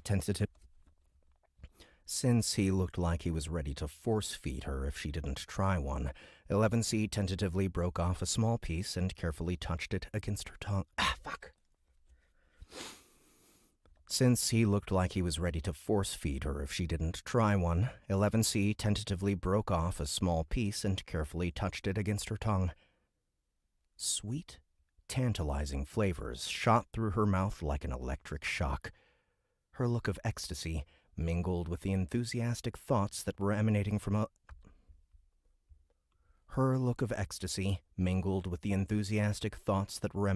Alice and 9G made 12A's curiosity overpower his caution. He took one of the other foods and tentatively bit into it. Then 12A's jaw dropped open, and he stared at the other food and Alice with equal awe. He finished it and gobbled up a handful of others as the rest of the people came to investigate.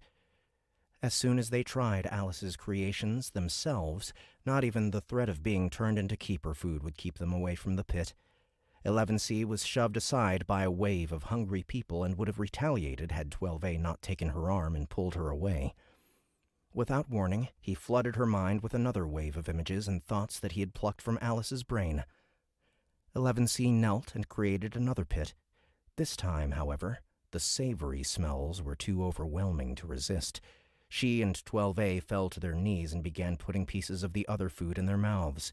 This new food wasn't sweet like the cookies, but was a whole new flavor unto itself.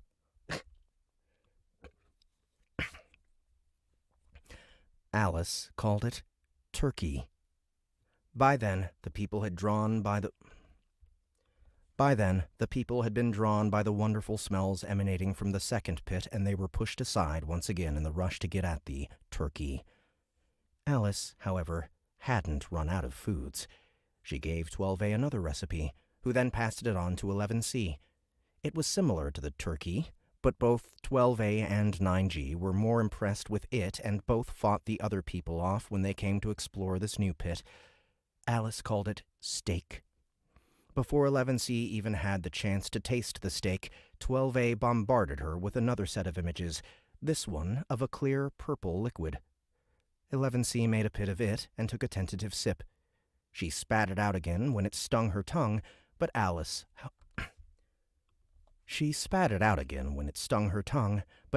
happily slurped it up.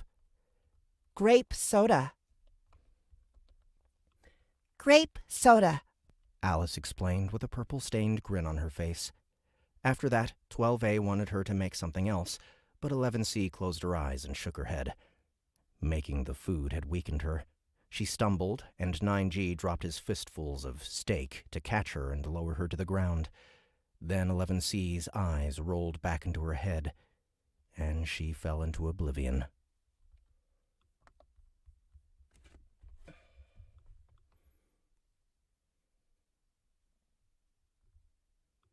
And that's a chapter. Let's see here. Here goes one more, and we're at 2 o'clock. Now let's see here. 17%. Okay, so this one's just 10 pages. Yeah, we can get through another chapter.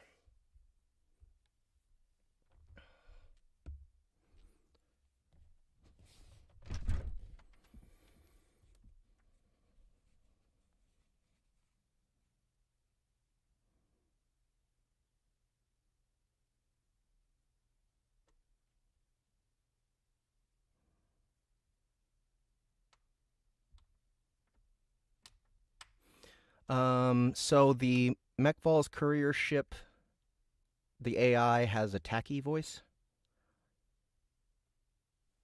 Yeah, that would be great. Okay.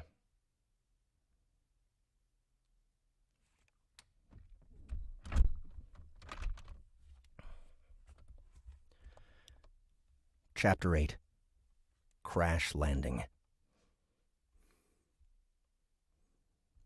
please wake up, my lord. The autopilot of Mechval's courier ship said, jolting Rat out of a weird dream about a crazy, cotton ball-headed man. The dream was quickly forgotten, however, when the subservient, tacky voice continued. The autopilot... I am in need of further instructions. We are arriving at Earth, and we are under attack. Well, Ash, Rat cried. Well, Ash, Rat cried, lunging out of her chair. I thought we were going to get here in time. I thought we were going to get here in time. We arrived on schedule, my lord, The ship informed her. It appears that the Ureki Corps director in charge of this sector of space decided to launch the attack 3 days early. I apologize most humbly, my lord. Let's put some reverb on the AI. Let's see.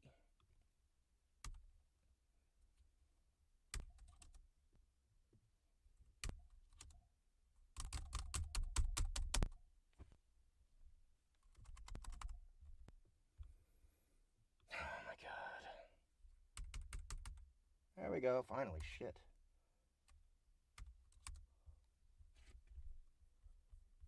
My lord.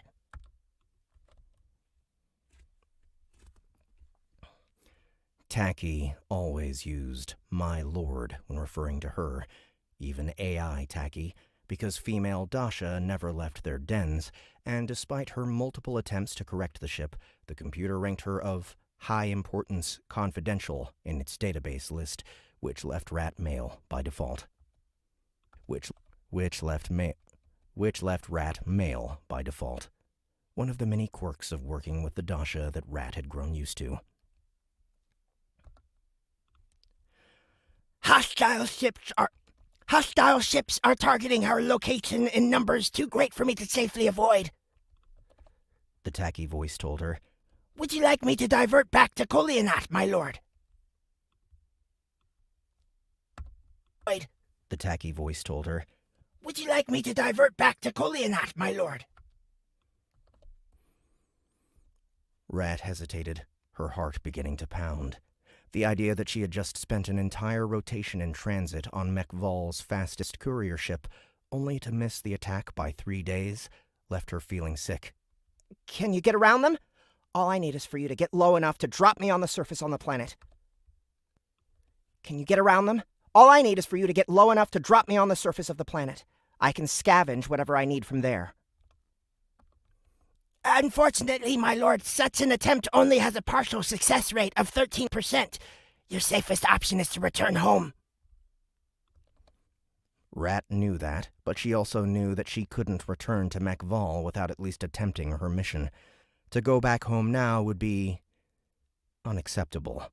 Hell, Benva, who had tried to kill the 3 Dasha that Mekval had sent to keep him from going with her, would probably kill her himself for the dishonor of her failure. Dreet were funny like that. Still, she was a grounder, not a stick jockey in the Space Force, and aerial battles unnerved her, especially when the ship's computer said they didn't have a chance in a Dreet hell of making it to the planet's surface.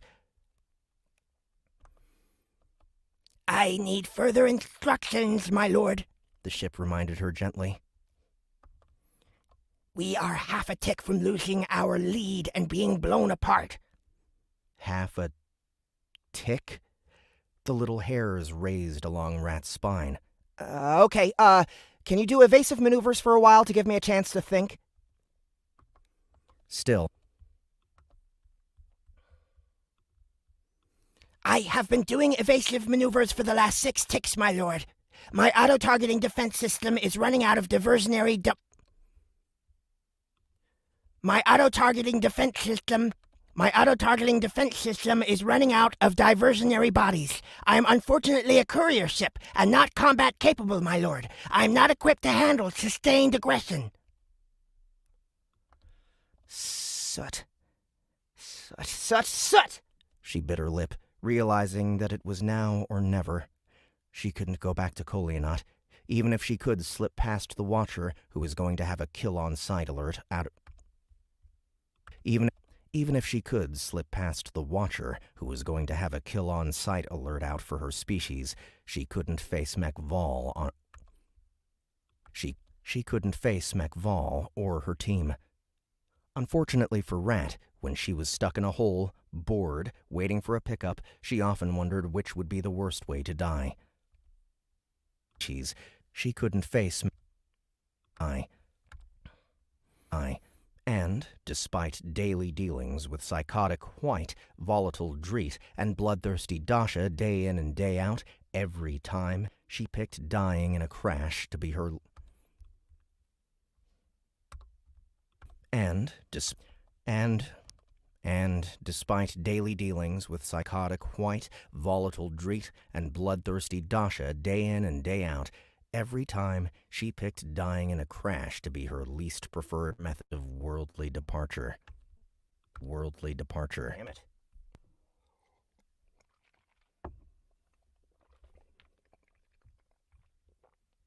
And despite daily dealings with psychotic white,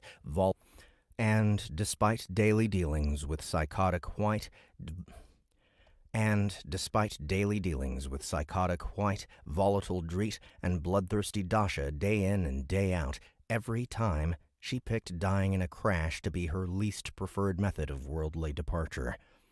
On a ship, she was just a passenger. She had no control, absolutely no say in her demise, and however quick and painless it might be, it was those blood-curdling seconds spinning towards the ground that she wasn't looking forward to.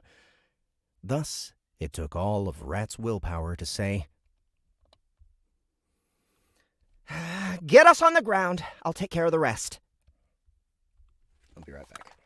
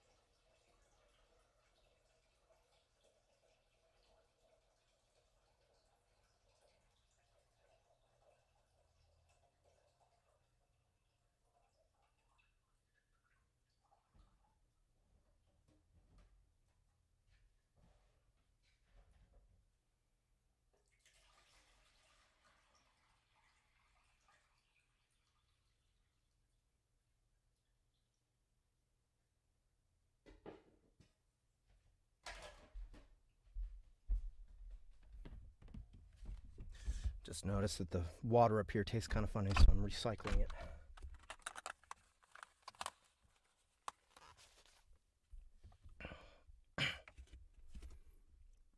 And I'll take care of the rest.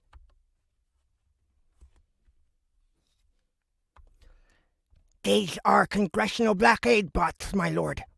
These are congressional blockade bots, my lord. It is their job to keep us from getting on the ground. even a tacky, Rot thought wryly. Rot. Even a tacky, Rat thought wryly, could be sarcastic, given the proper circumstances.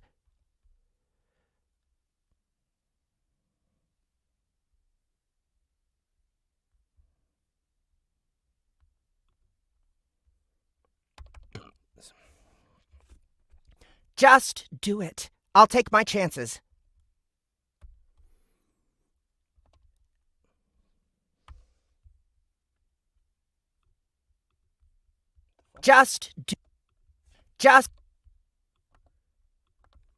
Just do it. I'll take my chances. As you command, my lord. If it pleases you, you may want to secure your body with the overhead restraints and put your head and arms into the crash sleeves.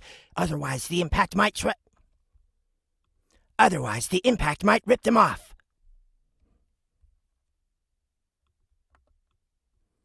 Rat swallowed, feeling sick. This isn't going to be fun, is it? Rat.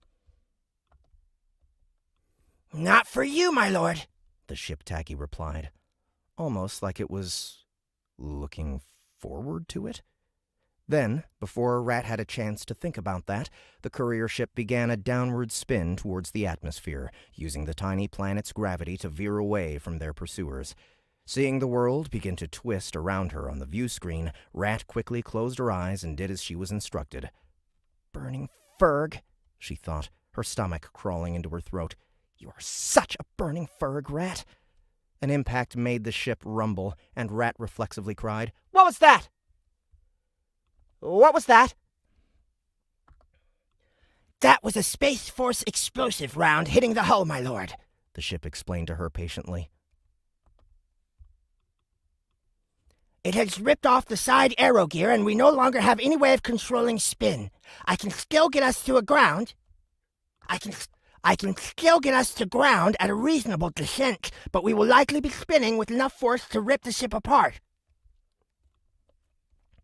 Rat swallowed hard. On the plus side, the ship went on cheerfully, there was no rupture to the crew capsule, so you will survive, at least until impact. From there, you have a 22% chance of being dismembered by the Force. Your odds of surviving, however, are at least 30%, as long as you can stop the bleeding before the government bots obliterate the wreckage. Feeling sick, Rat reminded herself why she never asked AIs for damage reports. Another blast rocked the ship, and Rat simply squeezed her eyes shut and pressed her forehead against the gel-like sleeve. All around her, the ship was making an awful, ear-splitting roar. 2 more concussive blasts heralded the screaming of atmosphere. 2 more concussive blasts heralded the screaming of atmosphere against protrusions. 13 seconds to impact! The tacky voice told her after a moment. And we've only lost half the ship to enemy fire. This is going better than I expected. Just get us down, Rat croaked. Even through the sleeve, she was feeling a breeze, which meant the hull had been penetrated, which meant she was now breathing alien air. 10 seconds! Rat felt stupid.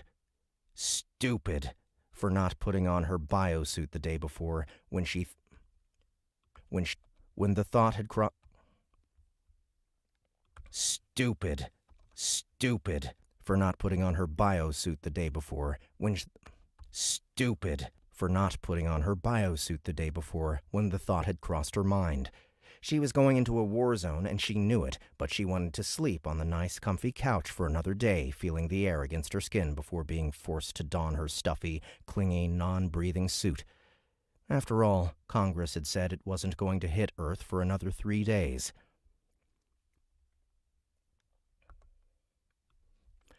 "10 seconds! Try not to stiffen up. That will only make the inevitable damages worse." Just land us! 5 seconds! I suggest you get away from the wreckage as soon as possible. Rat tensed. The cockpit medkit, The ship politely reminded her. is on the wall to your left. An instant later, Rat's world exploded. The impact was loud enough to deafen her completely, leaving her ears ringing and blotting out all other sound. The hit itself was like taking a Dasha's paw full to the chest, and she felt ribs crack. Her chair, though part of the ship itself, somehow dislodged and sent her rolling across the floor, breaking what seemed like every bone in her body.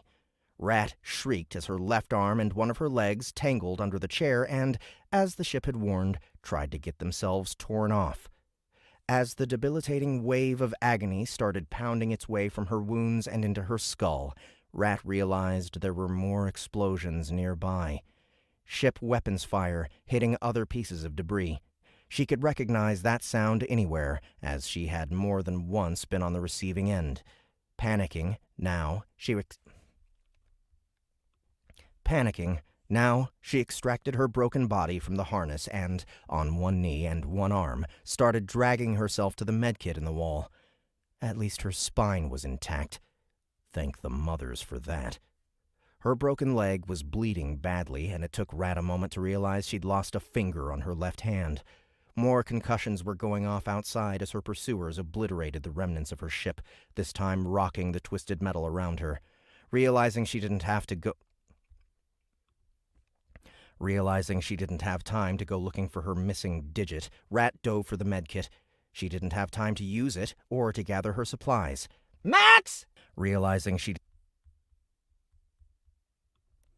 She screamed. Where are you?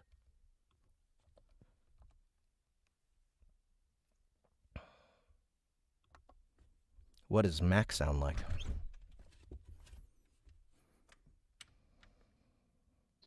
Okay, so Mac is a psychopathic AI gun, but he's Mac in or a Max? fight. Max, sorry. He's in a he was made by a fucking white, so probably a white voice. Yeah.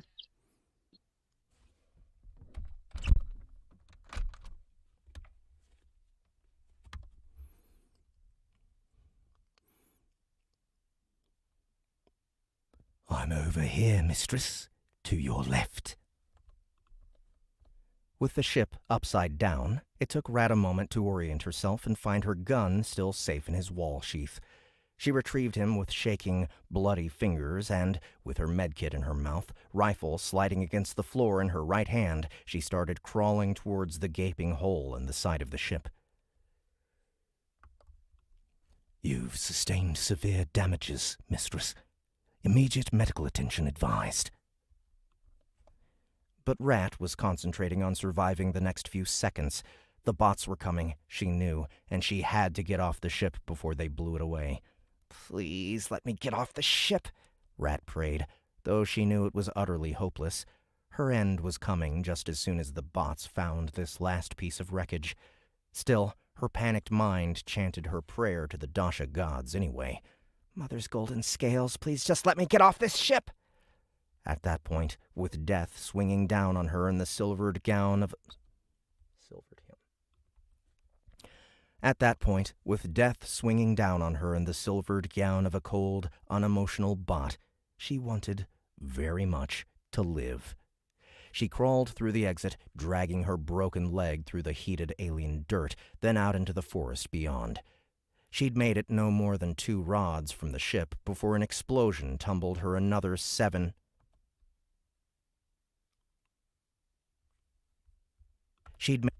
She'd made it no more than 2 rods from the ship before an explosion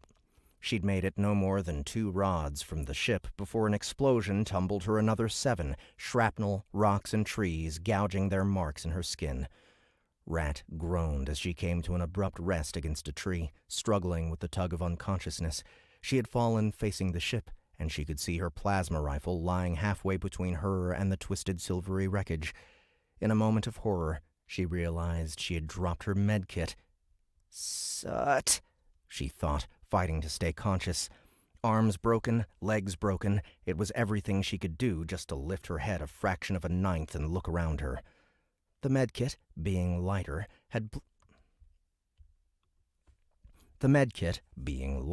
had flown farther afield from the blast. It had landed amongst a clump of boulders 20 digs from her, its waterproof black box now baking in the sun. Seeing that, knowing that she wasn't going to live without reaching it, Rat groaned and tried to take a mental... Seeing that, knowing that she wasn't going to live without reaching it, Rat groaned and tried to take a mental tally of the damages. One arm was broken in several places, but the other was intact from the shoulder to the forearm. Of her legs, she had one that was still solid to the knee. She was pretty sure her nose and jaw were busted, and she either had a piece of scalp ripped away or one of the rocks had punctured her skull, because warm fluid was leaking down her neck, pooling against her spine. Pooling along her spine. Down her neck, pooling. Her neck, pooling along her spine. She had to make it to the medkit, and once there, she had to use it. On herself. Just the thought of such a momentous task almost made her give up and close her eyes. Almost. Then Rat remembered her mission, remembered her friend wallowing in his own filth, and knew she was his only hope for killing his demons and claiming vengeance. Biting her lip against the agony everywhere, Rat started dragging herself with her elbow and knee, pushing through the alien grasses on her stomach, tackling the space a half dig at a time. Biting her lip against the agony everywhere, Rat started dragging herself with her elbow and knee, pushing through the alien grasses on her stomach, tackling the space... Biting her lip against the agony everywhere, Rat started dragging herself with her elbow and knee, pushing through the alien grasses on her stomach, tackling the space a half dig at a time. It took the rest of the day. Every ninth was a grueling, dizzy, soul-searching ordeal. By the time Rat finally reached the medkit, she actually found herself staring at it for several minutes before her exhausted, pain-ridden mind finally realized she was looking at it. Getting the box open was just as agonizing as physically dragging herself over to it. Her hands were useless. Using her teeth, her weight, and one shoulder, she managed to trigger the latch mechanism, then let out a sob of frustration when the contents spilled out over the ground from their rough handling. The nanite solution was intact, though, and by levering the vial in her weak, half-open palm and using her teeth to remove the cap and dip the needle, she actually managed to dose herself by then jabbing it into her bruised and blackened arm. Utterly exhausted, Rat couldn't find the energy to recap the vial. She tried. She wanted to. But as the nanites began working their magic, the pain that had been keeping her conscious quickly became a warm fuzz, and Rat lost herself to the void.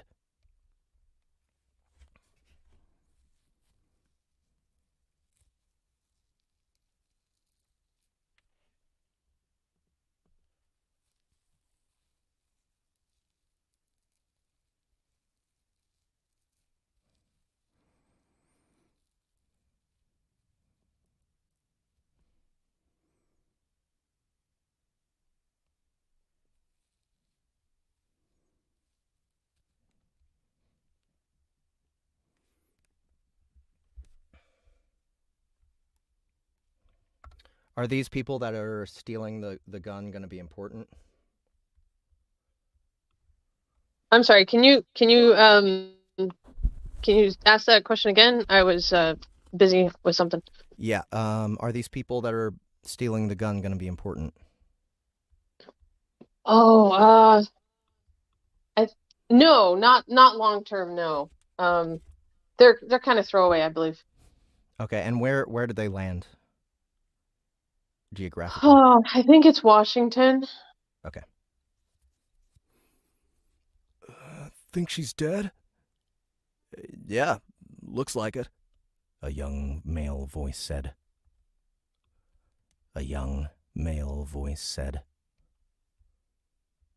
Yeah, looks like it. Look at that leg, man. No saving her. Think she's dead? Yeah. Look at that leg, man. No saving her. Hey, holy crap, look at this! You ever seen a gun like this? Dude, this is like, what, a Kongi gun, right?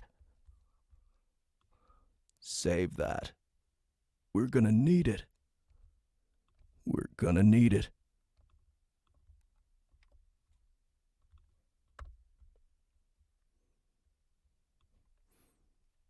No, Rat thought.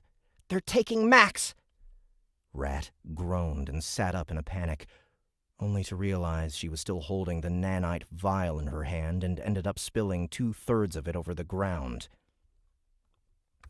Ash! Rat cried, quickly capping it. You ashing ferg rat! You ashing ferg rat!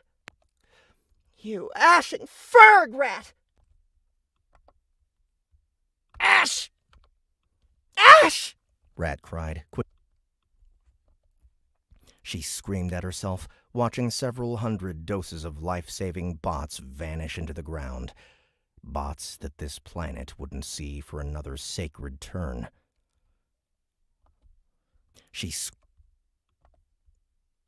Mother's talons, you are such a burning ferg! She whispered to herself. With shaking fingers, she tucked it back into the medkit, the entirety of which the scavengers had left behind.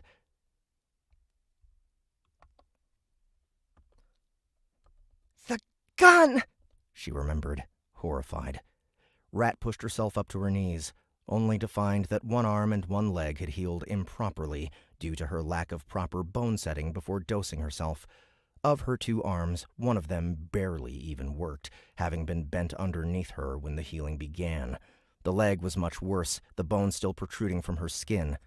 The nanos there were an angry buzz of activity, trying to finish their chores, only to be stymied by bones that weren't even within 1/9 of each other, so refused to knit. Looking at the awkward bend in her forearm, Rat came to the sickening conclusion that she would have to re-break her arm long before she could go hunt down whomever had stolen her gun. Looking at the awkward bend in her forearm, Rat came to the sickening conclusion that she would have to re-break her Looking at the awkward bend in her forearm, Rat came to the sickening conclusion that she would have to re-break her arm long before she could hunt down whomever had stolen her gun. And, considering that she had just spent almost an entire daylight cycle sleeping, she needed to do it soon, if it already wasn't too late. The idea of spending the rest of her short Earth life as a cripple in the middle of a Space Force-inspired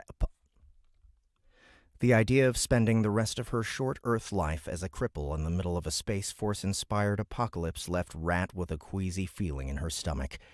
Willing to do anything to avoid that fate, Rat propped herself up until she could put her twisted forearm between two of the boulders in the outcropping behind her, then, with a gut-deep yell to encourage herself, slammed it sideways with as much force as she could manage.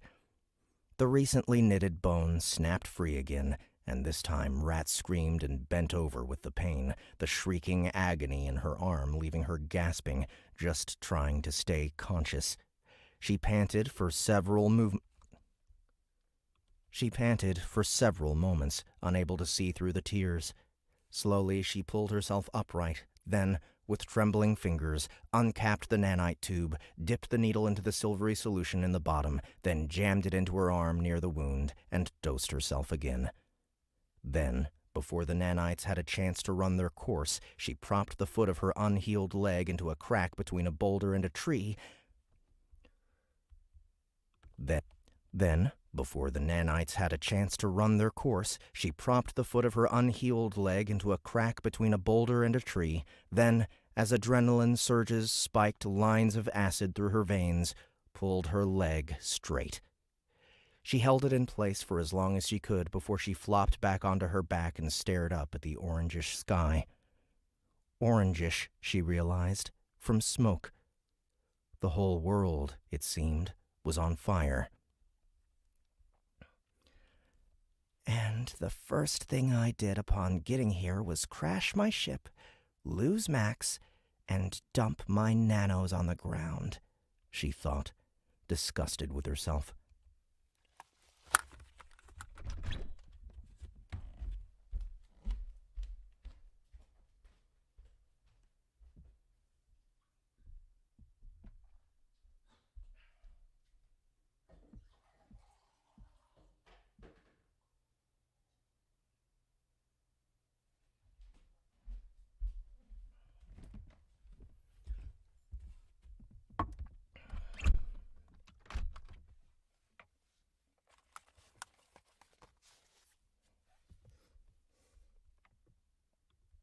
With herself. She stayed on her back as long as she dared. It was a general rule not to put much pressure on nanite-knitted bones. It was a general rule not to put much pressure on nanite-knitted bones for at least 2 standard days. But eventually, Max called to her. It was a sleek, rugged, AI-embedded, white-made sniper's weapon, one that she had never worked up the courage to ask McVall how much it had originally cost him. It was a sleek, rugged...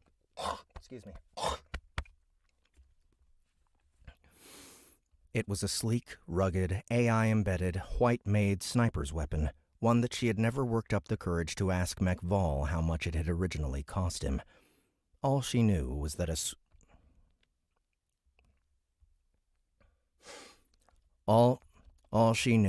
Sweezy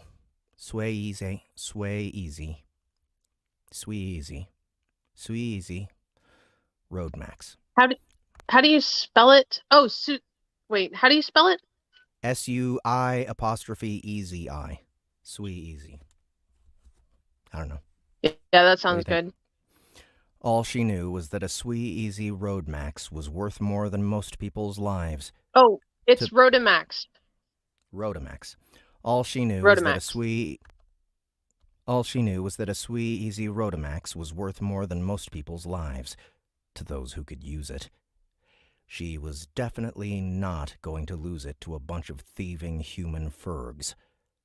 Hobbling to her feet, putting as much pressure as she dared on her freshly healed leg, and the rest and the rest on her 1.5 days healed leg.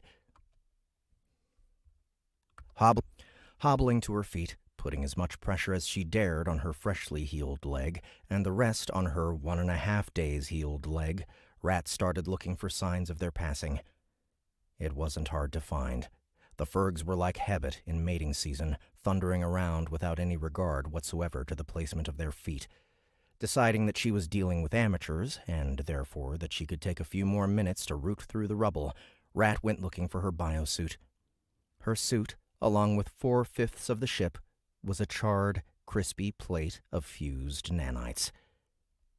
"Ash," she whispered, dropping it back to the ground. No weapon, no food, no suit. The weapon, at least, she could handle. Rat snatched up the medkit, then started searching the rubble for her pack of supplies. Her pack, having been in the cockpit, was less damaged than the rest of her gear, and inside she found a combat knife and its corresponding leg strap. She found a relatively unscathed canister of rations under one of the pieces of shrapnel, but she only took a couple, unwilling to put any more weight on her leg than she needed to. The guns, however, had all become unsalvageable parts of the wreckage, most of their energy packs having exploded and fused to the Ruvmeston-laced hull. Still, she had a knife. She strapped its sheath to her thigh. She strapped its sheath to her